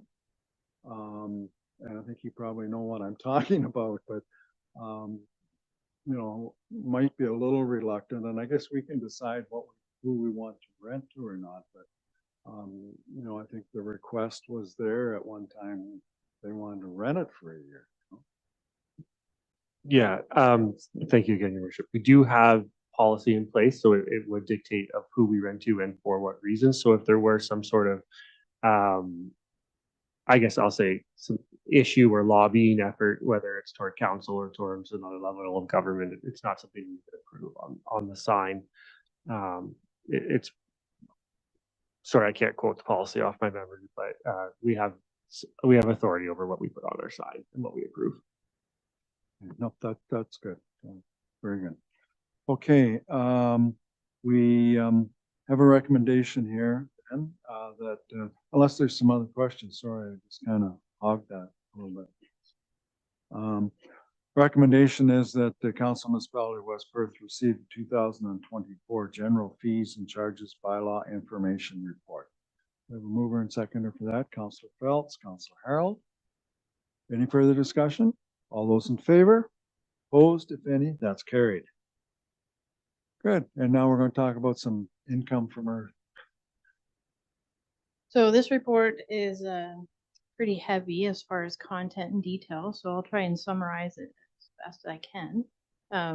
So basically, this report is coming to address the dividend, just so it's clear on our books and our records and for accounting purposes, and it doesn't get lost. So not that it gets lost in a bad way, just recording it as a reserve holds it, and then the funds are kept and you can accumulate instead of just flushing through the cash. So it kind of isolates it. So just to recap on what Earth is we own 6.24% ownership. And with that, you'll see that in our reserves, it's listed as Earth. And so you can see it's 4,563,949. So that's what sits on the books in our financial statements. And then from there, Earth has declared a dividend. It's usually later in the year. So when they declare it, it's usually after, well, it will be after their year end because they have to produce their financial statements. They have to know where they've had income. And then basically when they declare it, we get a portion of that dividend. And so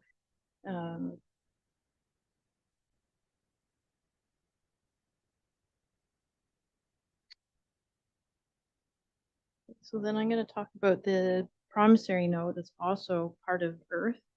So West Perth owns 2 promissory notes. And they earn interest at 7.25%. The one note is we annually earn $85,796 in interest, and that revenue is recorded in under water revenue. And it was identified in the water financial plan as part of its 5-year financial plan. Also, we have a note from the Clinton Power that earns $65,250 in interest annually, and it's being recorded as wastewater revenue. So staff are recommending that we set up a new reserve and call it Reserve for Earth Dividend. That way, when it gets declared, we'll move those funds into the reserve. And then that way they're captured, staff are aware of them, and then when they accumulate, the reserve is up to council to use those funds. So typically the fund has been used for the water meter replacement program. Staff are recommending that it be for a general use purpose. It doesn't mean that you can't still use it for the water meter purpose. It just allows it to have a general purpose. And it doesn't dedicate the funds to that water meter program. And the reason why staff are recommending that way is perhaps maybe once the water meter replacement program is done, and then we'll have to restructure the reserve. So making it a general purpose from the start just kind of clears that. So if there's any question, oh, and the other thing, so last year's dividend was $57,489, and that currently is sitting in your tax stabilization reserve. And so if council wishes to start the reserve, staff are recommending we pull from the tax stabilization from last year to set the beginning balance. Or you can wait until the dividends declared for this year to set up that fund. So if there's any questions, I gladly take them. Okay, thanks, Wendy. Questions for Wendy? Councillor Foster? I'm not sure if this is for Wendy or who it would be for, but what was the reason that the investment was going into the wastewater and water treatment? Was that where the original money came from, or what was the reason for it? The way it was structured, I would say it's part of your financial water and wastewater financial plans. And so because those are set for 5 years, those financial plans don't get reviewed until next year.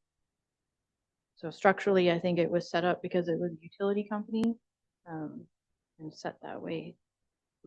If there's somebody else that knows the history better than me, I'd Part of the Mitchell water and wastewater financial plan. You just interchange 2 words there just to make sure it was clear.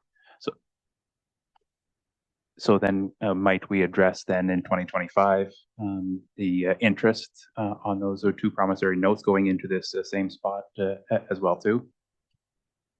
I think because the water and wastewater currently depend on those, when the financial plan comes forward, I think that's when council can decide if the interest continues to fund that or if you want to pull them and isolate them. And I think also when we were going to look at that, my memory serves me, the streetlight loan also ends. We were going to look at that all as a combined thing. If council still wishes that, I can earmark that for 2025.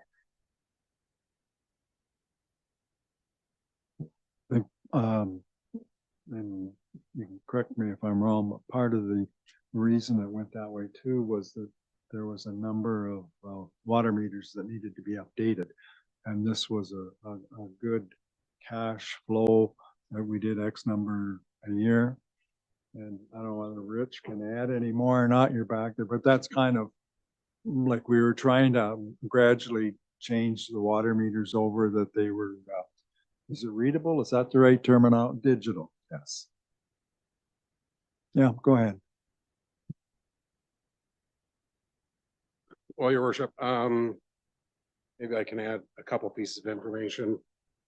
When Westport Power became dissolved and became part of Earth, there were a number of assets and costs that were carried by what used to be Westport Power that were converted into the water accounts. There was a accounting that had to be done. This was 2008 when that happened. So that might explain why why that promissory note, why those funds go actually into water. Water meter replacements, ongoing project since we assumed water meter billing back in 2014. The objective is to replace all of the manual read meters in Metro radio reads so that reduces staff time to go around and take the readings. We bill half the town each month. You can get it done in 3 hours. We've slowly been working away at that, and we've been using the dividend for. Good. Thanks, Rich.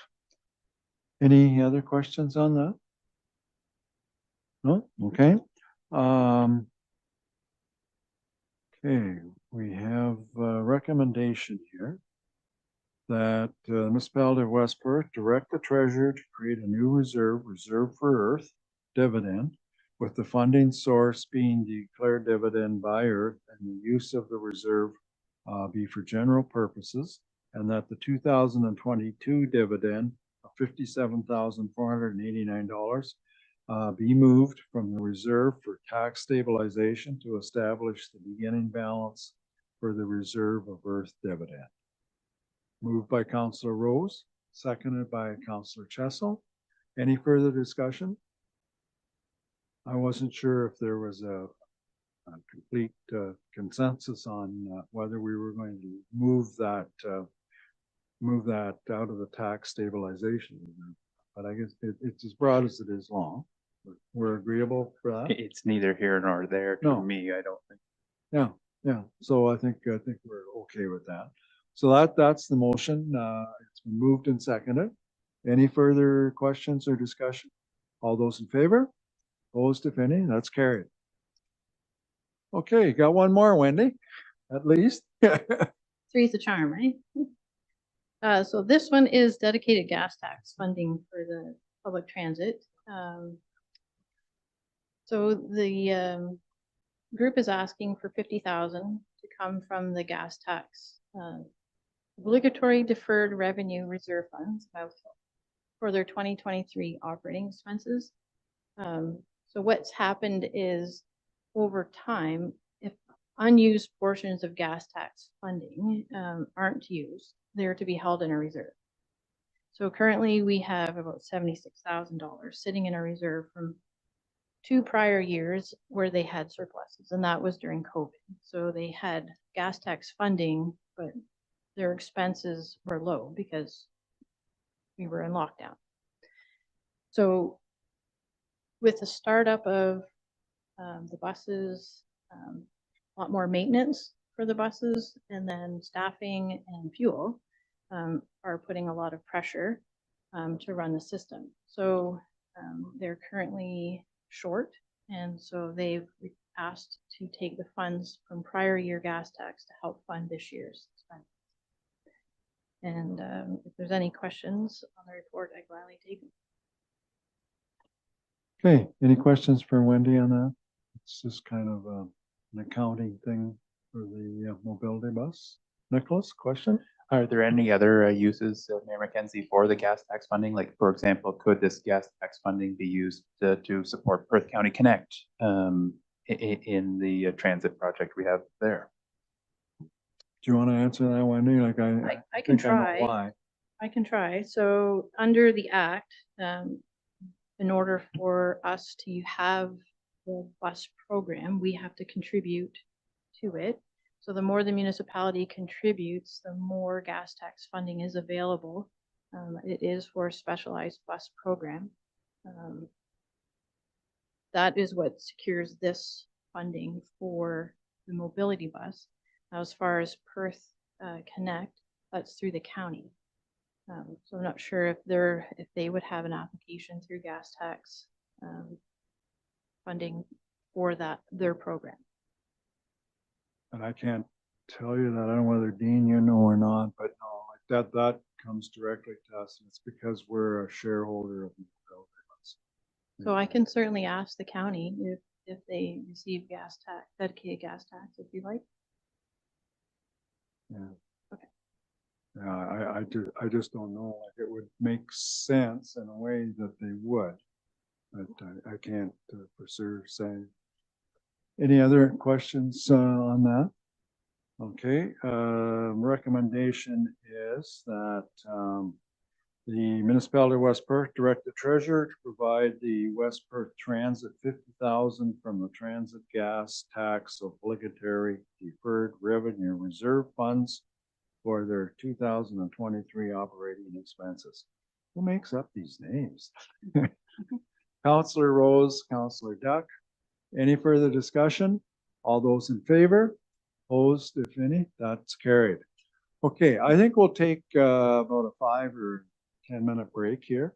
We've been sitting since 7 o'clock. There's some cookies over there. We can dive into them, give you a washroom break if you wish.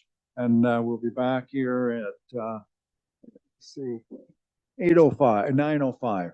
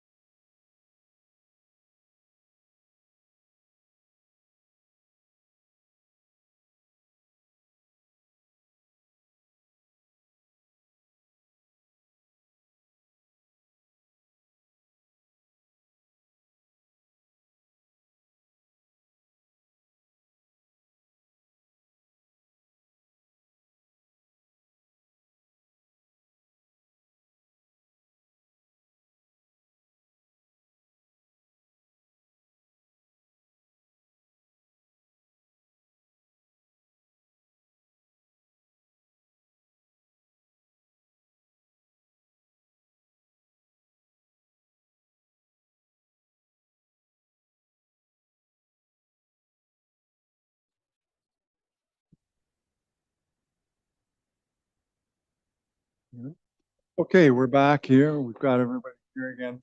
I'm just going to backtrack a little bit, following or get back to the presentation that Hannah made with regards to the what's the wording we're trying to think of, Perth chargers, yes. And so Dan has drafted up a recommendation here. And part of the reason is because of the tightness of the timeline to do this. So Dan, I'll let you read the recommendation and we'll see where we go here. Would you like me to provide some, I guess, local background perhaps for Sure, council? if first? you wish, sure, that's Okay. fine. So in 2022, council was presented with the option to approve West Perth entering into a partnership with Earth to apply for a grant for these EV chargers. And through that process, we identified locations of where we could put these chargers. We were unsuccessful in that grant. So that was kind of dead in the water, so to speak. At one point, Hannah was actually at a conference, and kudos to Hannah, is she ended up finding a funder, someone who was willing to provide this 50% funding for us. So she did that on her own, which is quite a feat and an accomplishment. Nevertheless, we submitted an RFP for installation and for ownership and operation of these EV charger networks. So it was at that point, our vision was no cost to the municipality. We had this money that Hannah had secured, and we were hoping to find a partner to own and operate those. So the RFPs had come back, and we had no one that was willing to be an owner operator, but we had multiple ones that were willing to come in and install these units for us. Part of the issue with the funding we received is that these chargers need to be operational before year end. So we have verified with, I guess, the rated applicant or the successful applicant of the RFP that is attainable. And this is also an agreement that all other lower tiers across Perth County are entering into for their chargers. So before council tonight, essentially is what we can do is we have the option of doing 6 or 8 as we've discussed, but we can go down to 6, or obviously if council wishes, well, council can do whatever council wants, really. So the motion that I've drafted tonight is that the Council for the Municipality of West Perth approves the agreement with Charger Crew for the installation of, I've left it blank, but ideally 6 or 8 stage 2 EV chargers, utilizing up to $30,000 funds from the parking meter reserve, and that council authorizes the mayor and clerk to sign and seal all necessary documents. If there's any questions, I'm happy to try and answer them. Okay, does that kind of explain a little bit of background on that? So I think the first thing we've got to do is decide whether we want a 6 or an 8 in there. Councillor Foster? Do we have an exact cost per unit, or is it still that range? $5,000, or is it 7,500 a piece? I'm working off the 7,500 right now. So I think once you get into opening up the ground and depending on the unit pictures, this is the higher end, because you can get different units with a bit different displays and things, as I understand. Okay, any other, Murray, go ahead. I would say if it's between 6 and 8, we should go 6. Okay. Other comments? Doug? Just a question to clarify. So they're saying over there it's roughed in at the arena. So if we don't know what unit it is, how did they rough it in? And like, if the rough-in's exact and it's what they wanted for specs, then it should bring the cost down because we've already spent that money, right? So it's just a matter of pulling wires and putting the mounting base up, put the charger in. I'm just.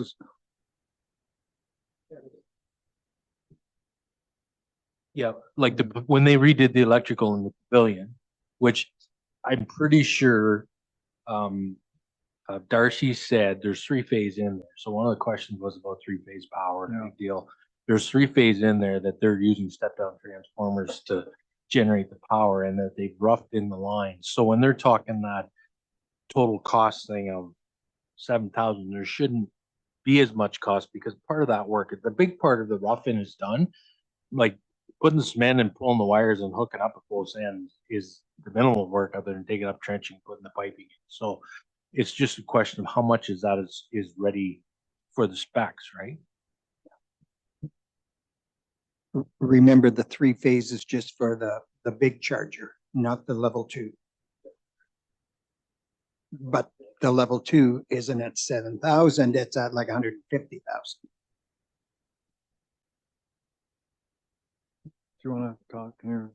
Certainly, if members of council, what we're asking for is, as I said, we have the opportunity to get 50% funding for these particular items. And we're asking for either to do 6 or 8 with an upset limit of 30,000. So if we're able to go ahead and if we're able to get the 8 for 30 or the 6 for 30, we're asking that we be allowed to proceed so we can take advantage of the funding and have these particular class 2s done. And they have to be done because the funding says they have to be done by the end of the calendar year. That's why we're here. That's why we're here this evening. So can we just change that a little bit, Dan, rather than a number in there that we will do up to 30,000, whatever we can get for that?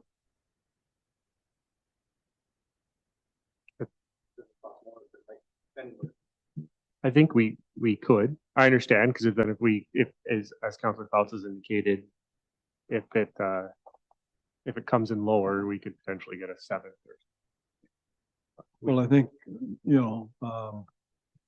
if we can get 8 or in that 30 range, we're kind of, cutting our nose off in front of us to just say, we're going to do 6, like the grant is based on the 30, eh? So if we can tie it to what the grant is, the 30,000, and up to, why don't we say like 30,000 up to 8? Would that work?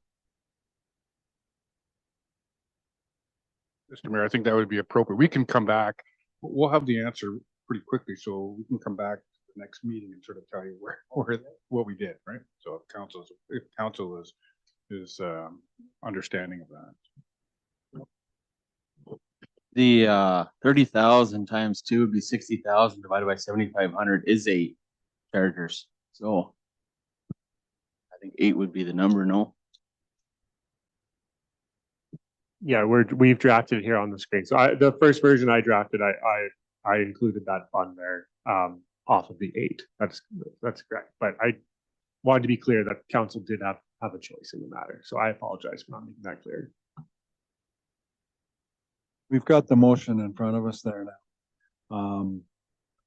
Are you okay with that, Murray? Because you had kind of said 6, like an installation up to 8, so it might be 6.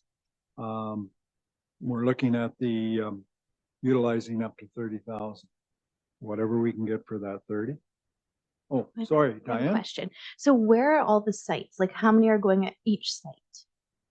Ketterson will have 4. The back would have 2 and the front would have 2.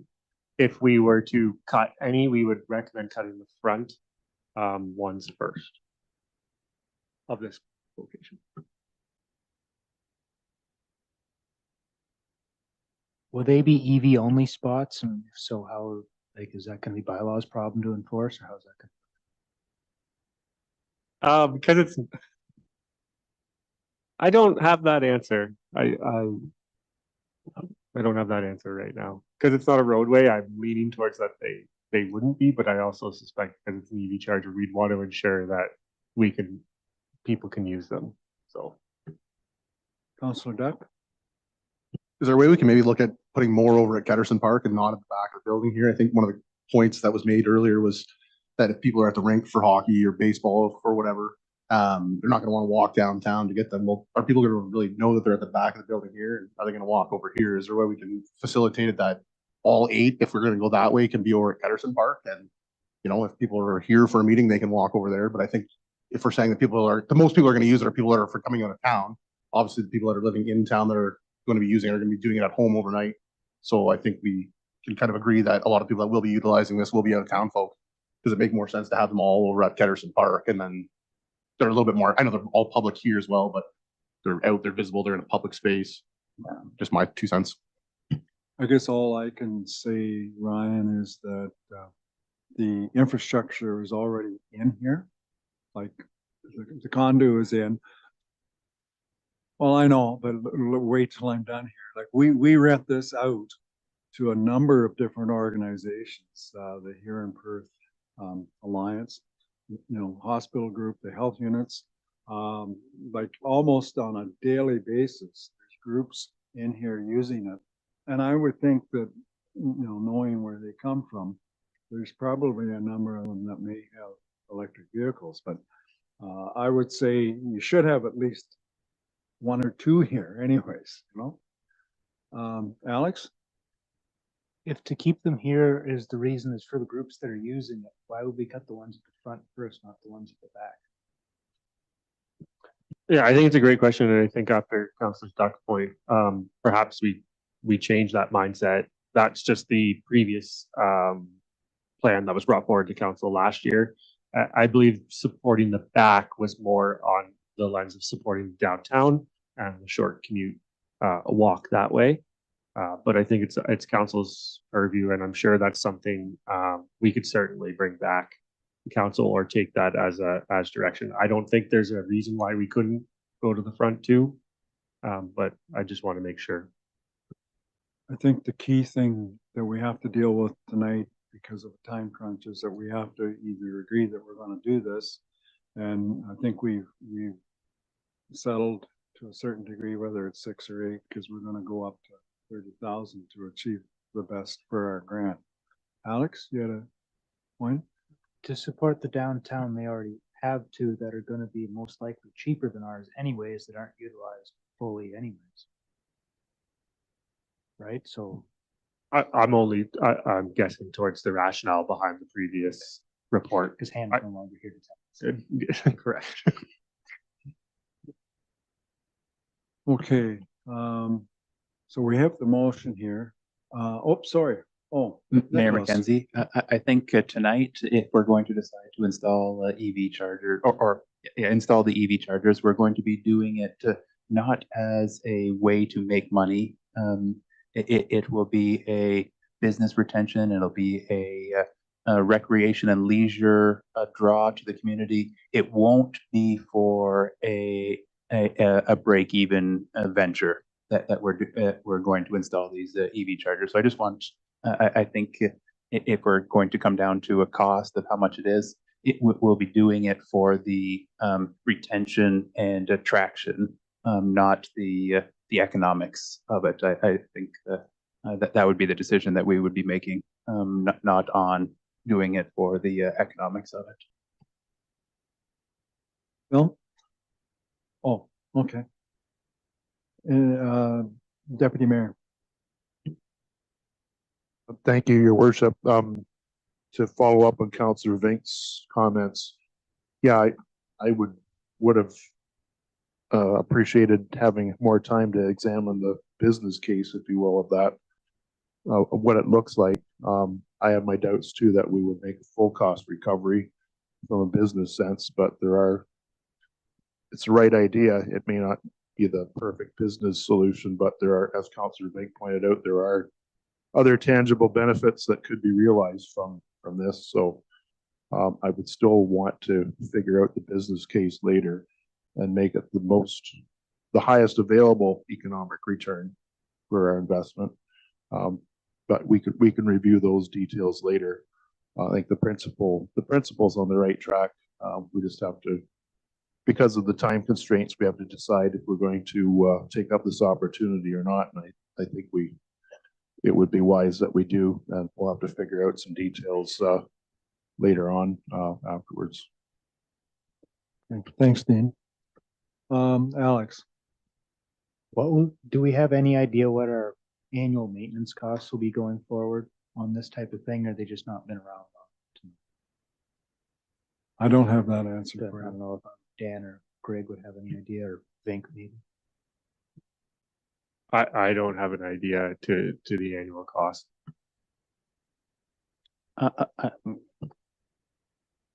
Unfortunately, it's a variable, depending on the station.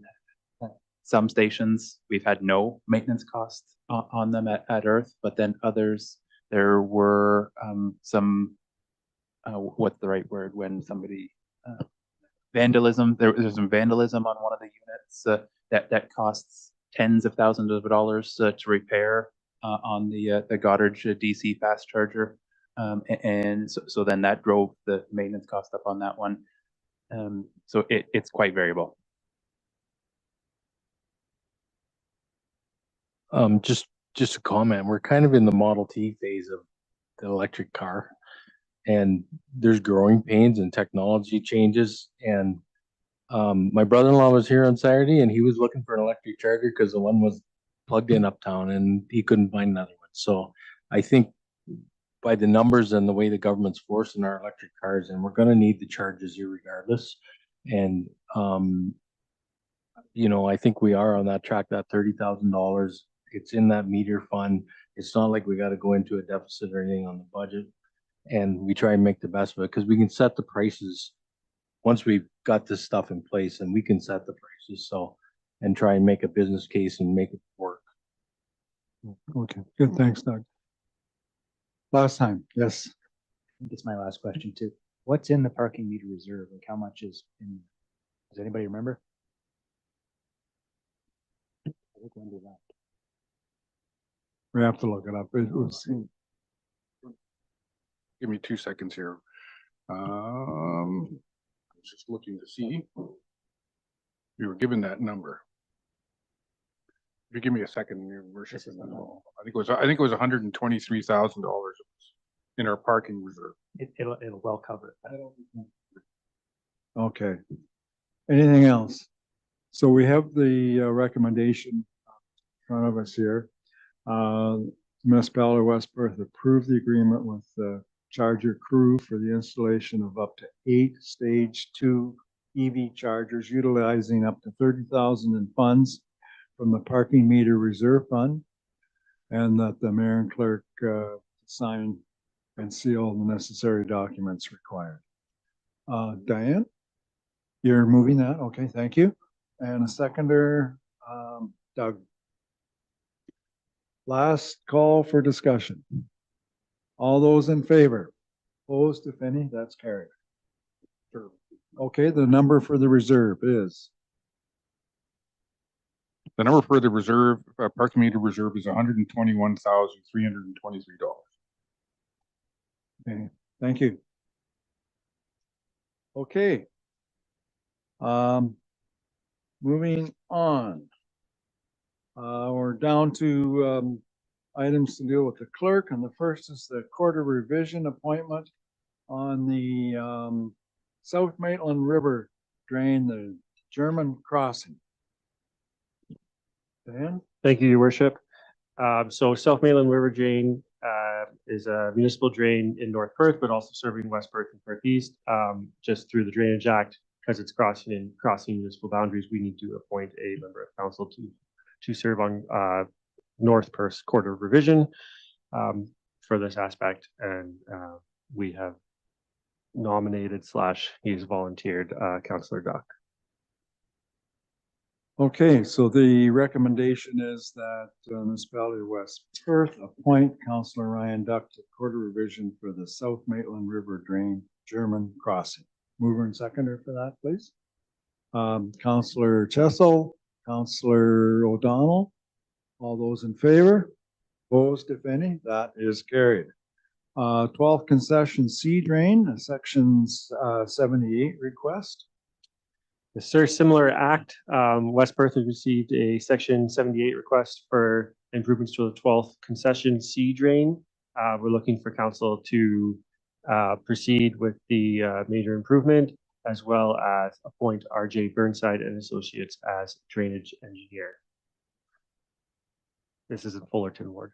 Yep, okay, and Burnside's, it's through a rotation that we pick those engineers and it's just his turn. So the recommendation is that Municipality of West Perth proceed with the request for drain major improvement to the 12th concession branch C drain, and the council pursuant to the Drainage Act and subject to any objection from Upper Thames River Conservation Authority, appoint R.J. Burnside and Associates Limited as drainage engineer on a date 30 days from the notice to Upper Thames for the examination of the drainage works and to proceed with the requirements of the proposed improvement under section 78 of the Drainage Act.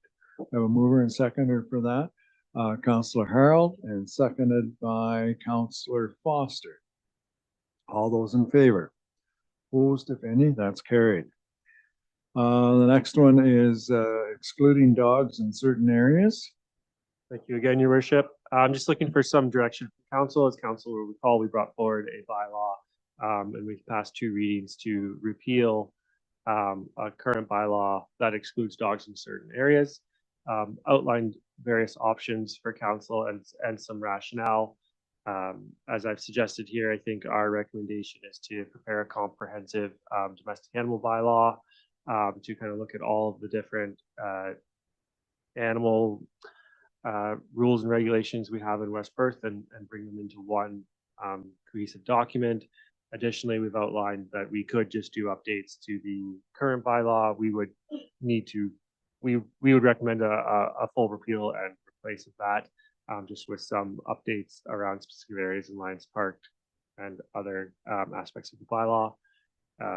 As always, council can choose to do nothing, or we can move forward with just the repeal of bylaw 2001 and not replace it. Sorry, that was a very condensed version of what's in the report, but if there's any questions, I'm happy to answer them. The only thing you admitted was that no matter what we do, you got to put a sign up so people know. The motion then is that Municipality of West Perth direct the clerk to prepare a comprehensive domestic animal bylaw. We have a mover and seconder for that. Councillor O'Donnell, Councillor Phelps. Discussion. All those in favor? Oops, sorry. Murray, go ahead. So at that time, when we have the discussion, that's when we can decide that there'll be no animals allowed over there when there's functions on and stuff like that, correct? Is that possibly what we could be doing? Yeah, I think that's where my line of thinking is for this initial draft, and from there we might spark a couple more debates. I think it's timely to do this, as I've noted. It's winter, so our parks aren't going to be frequented as much. This isn't going to be a 2 or 3 week turnaround either. I just want to be clear on my timeline. But yeah, we'll have that debate. Okay, thank you. Any other questions? Okay, all those in favor of that recommendation? Opposed, if any? That's carried. Down to the Humane Society, and if you recall, they were here, was it the last meeting or the meeting before that? To renew their services. You got anything further to add, Dan? I don't. No, okay, I think it's fairly self-explanatory. So the recommendation is that Municipality of West Perth approve the multi-year animal control and pound keeper services agreement with the Humane Society of Kitchener, Waterloo, and Stratford Perth Humane Society, and that council authorize the mayor and clerk to sign and seal all necessary documents. Mover and seconder for that, Councillor Rose, Councillor Foster. Discussion. All those in favor? Opposed, if any? That's carried. The next one is the subdivision agreement for West Perth File 2301, which is known as the Vanoss, I think, property. Anything you want to add there, Dan? It's our standard subdivision agreement. We've since been including that where there is references and plans to high density residential, that we've essentially baked that in, that has to be developed in such way, pending council permission otherwise to change that. Murray? So being there's phase one and phase two, am I correct on that? There's some teeth in this documentation this time, so what has happened in previous instances does not happen again. Am I to understand that? Correct. There will not be a permit issued if it strays from this unless council approves otherwise. Thank you. Any other comments or questions at this time? Okay, so the recommendation then is that the municipality of West Perth authorize the mayor and clerk to sign and seal all necessary documents required for the subdivision agreement for West Perth file WP 2301 and 789274 Ontario Inc. Moved by Councillor Chessel, seconded by Councillor Rose. Last chance for discussion. All those in favor? Opposed, if any, that's carried. Brings us down to correspondence. Letter from the Mitchell Lions Club with regards to the Santa Claus Parade on December the 1st. And basically, we just give them approval for that parade. And we'll do that, and then I'll have a question for you after. So motion is, or the recommendation is that the municipality of West Perth approve the request from the Mitchell Lions Club for the Santa Claus Parade on December the 1st.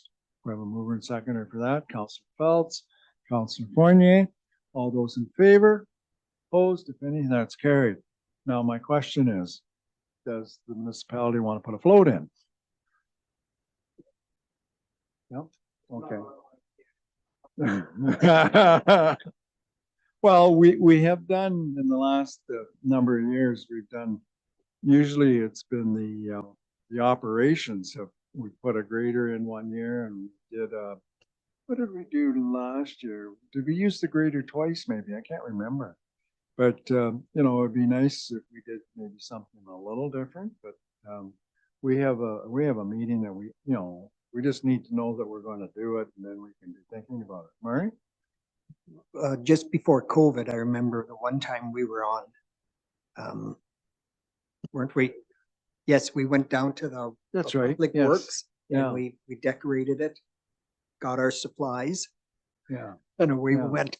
Yeah, we put, we had the old, actually the old horse-drawn road grader, I think, on a trailer.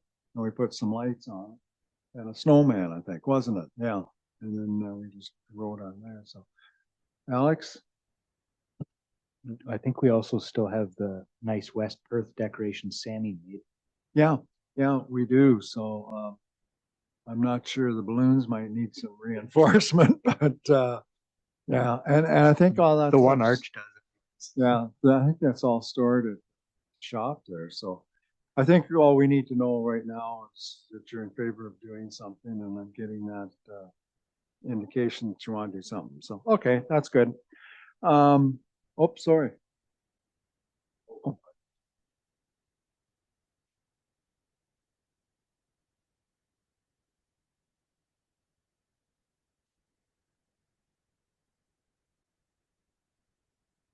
We can rent them. You can rent them. Okay, we've got 4 bylaws here. Bylaw 63 to establish and require payment of various fees and charges. Bylaw 64 to amend bylaw 43 for the collection of costs on the Schellenberger drain. Bylaw 65 is part lot control that we talked about earlier. Zoning bylaw 289 is a bylaw to amend bylaw 100 for a property described as lot 4, plan 479 of the Logan Ward, which is the Weiderson one. So a motion that a recommendation that municipality of West Perth give first and second readings to bylaw 63, 64, 65, and zoning bylaw amendment 289, 2023.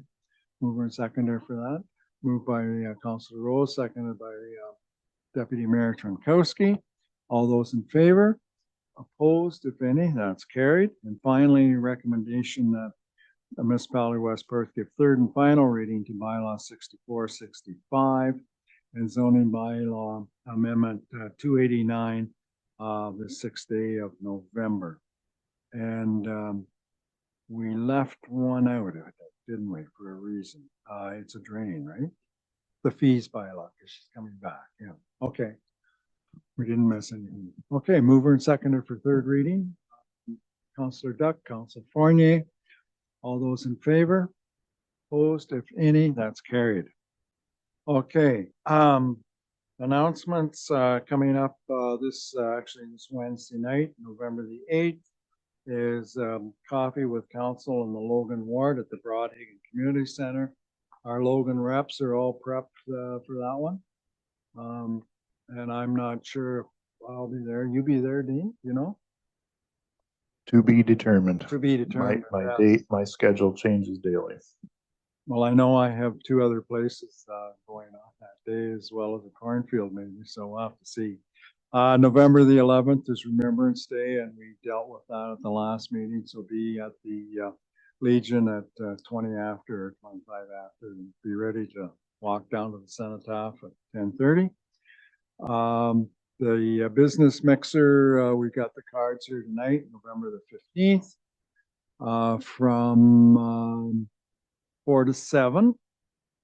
The 17th is the grand opening at the washrooms in Dublin. And I have been asked a couple times about that, and it has to do with the Trillium grant. It had to be open before the end of the year. So that's why that is happening. And then also that night or later on that day is coffee with the Hibbert counselors, and we're good for that one, I take it. And I don't know if I'll be there or not, we'll see. The 20th is the regular council meeting. Oh, I missed one, Perth County Municipal Day. And we have till the 9th. And if you let Dan know by the 9th, I read that today. There was an email came out from Al Strathety, and you to know that I think maybe they've extended it. Yeah. Anyways, if you let them know by the 9th, and that is on the 15th as well. So then we get to the 20th is our next council meeting, and then the 21st is Fullerton coffee at the brewery. You can take out of that what you wish.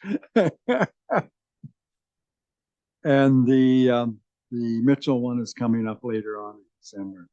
Notice a motion. I don't have anything, but I have a little note here for the Smile Cookie. We have some volunteers. The business cards are there. You know, we just need to make sure that we have enough staff or council members there that we don't drop the ball on that one. Yeah. Well, they're going to have a list. They said they'd have a list of Tim Hortons and we can go from there. So I just don't want to see us, you know, not support it when they come forward with, that's all. Any other business at this time? I know we've had a long night. We got one more thing to do here yet. So we do have a closed session to the public. And the recommendation is that we proceed into closed session at 9:42 for the purpose of addressing a matter related to labor relations or employee negotiations. And it has to do with the market check. Greg wants us to go into the boardroom because he has to connect to the screen in there. So we get a motion, we'll go in there. So moved by Councillor Bink, second by Councillor Phelps, that we do adjourn at 9:42. All those in favor? Opposed, if any, that's carried.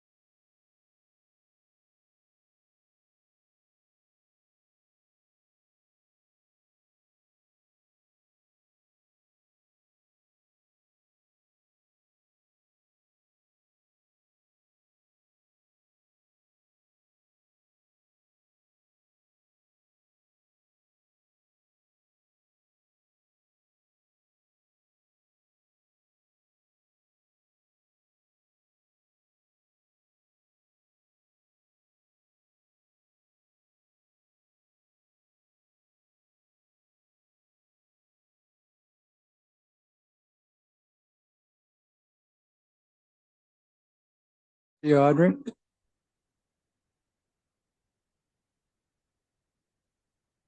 Okay, we're back out of closed session and I'm going to ask Councillor Vink, who's chair of the executive committee, to address what we went into closed session for.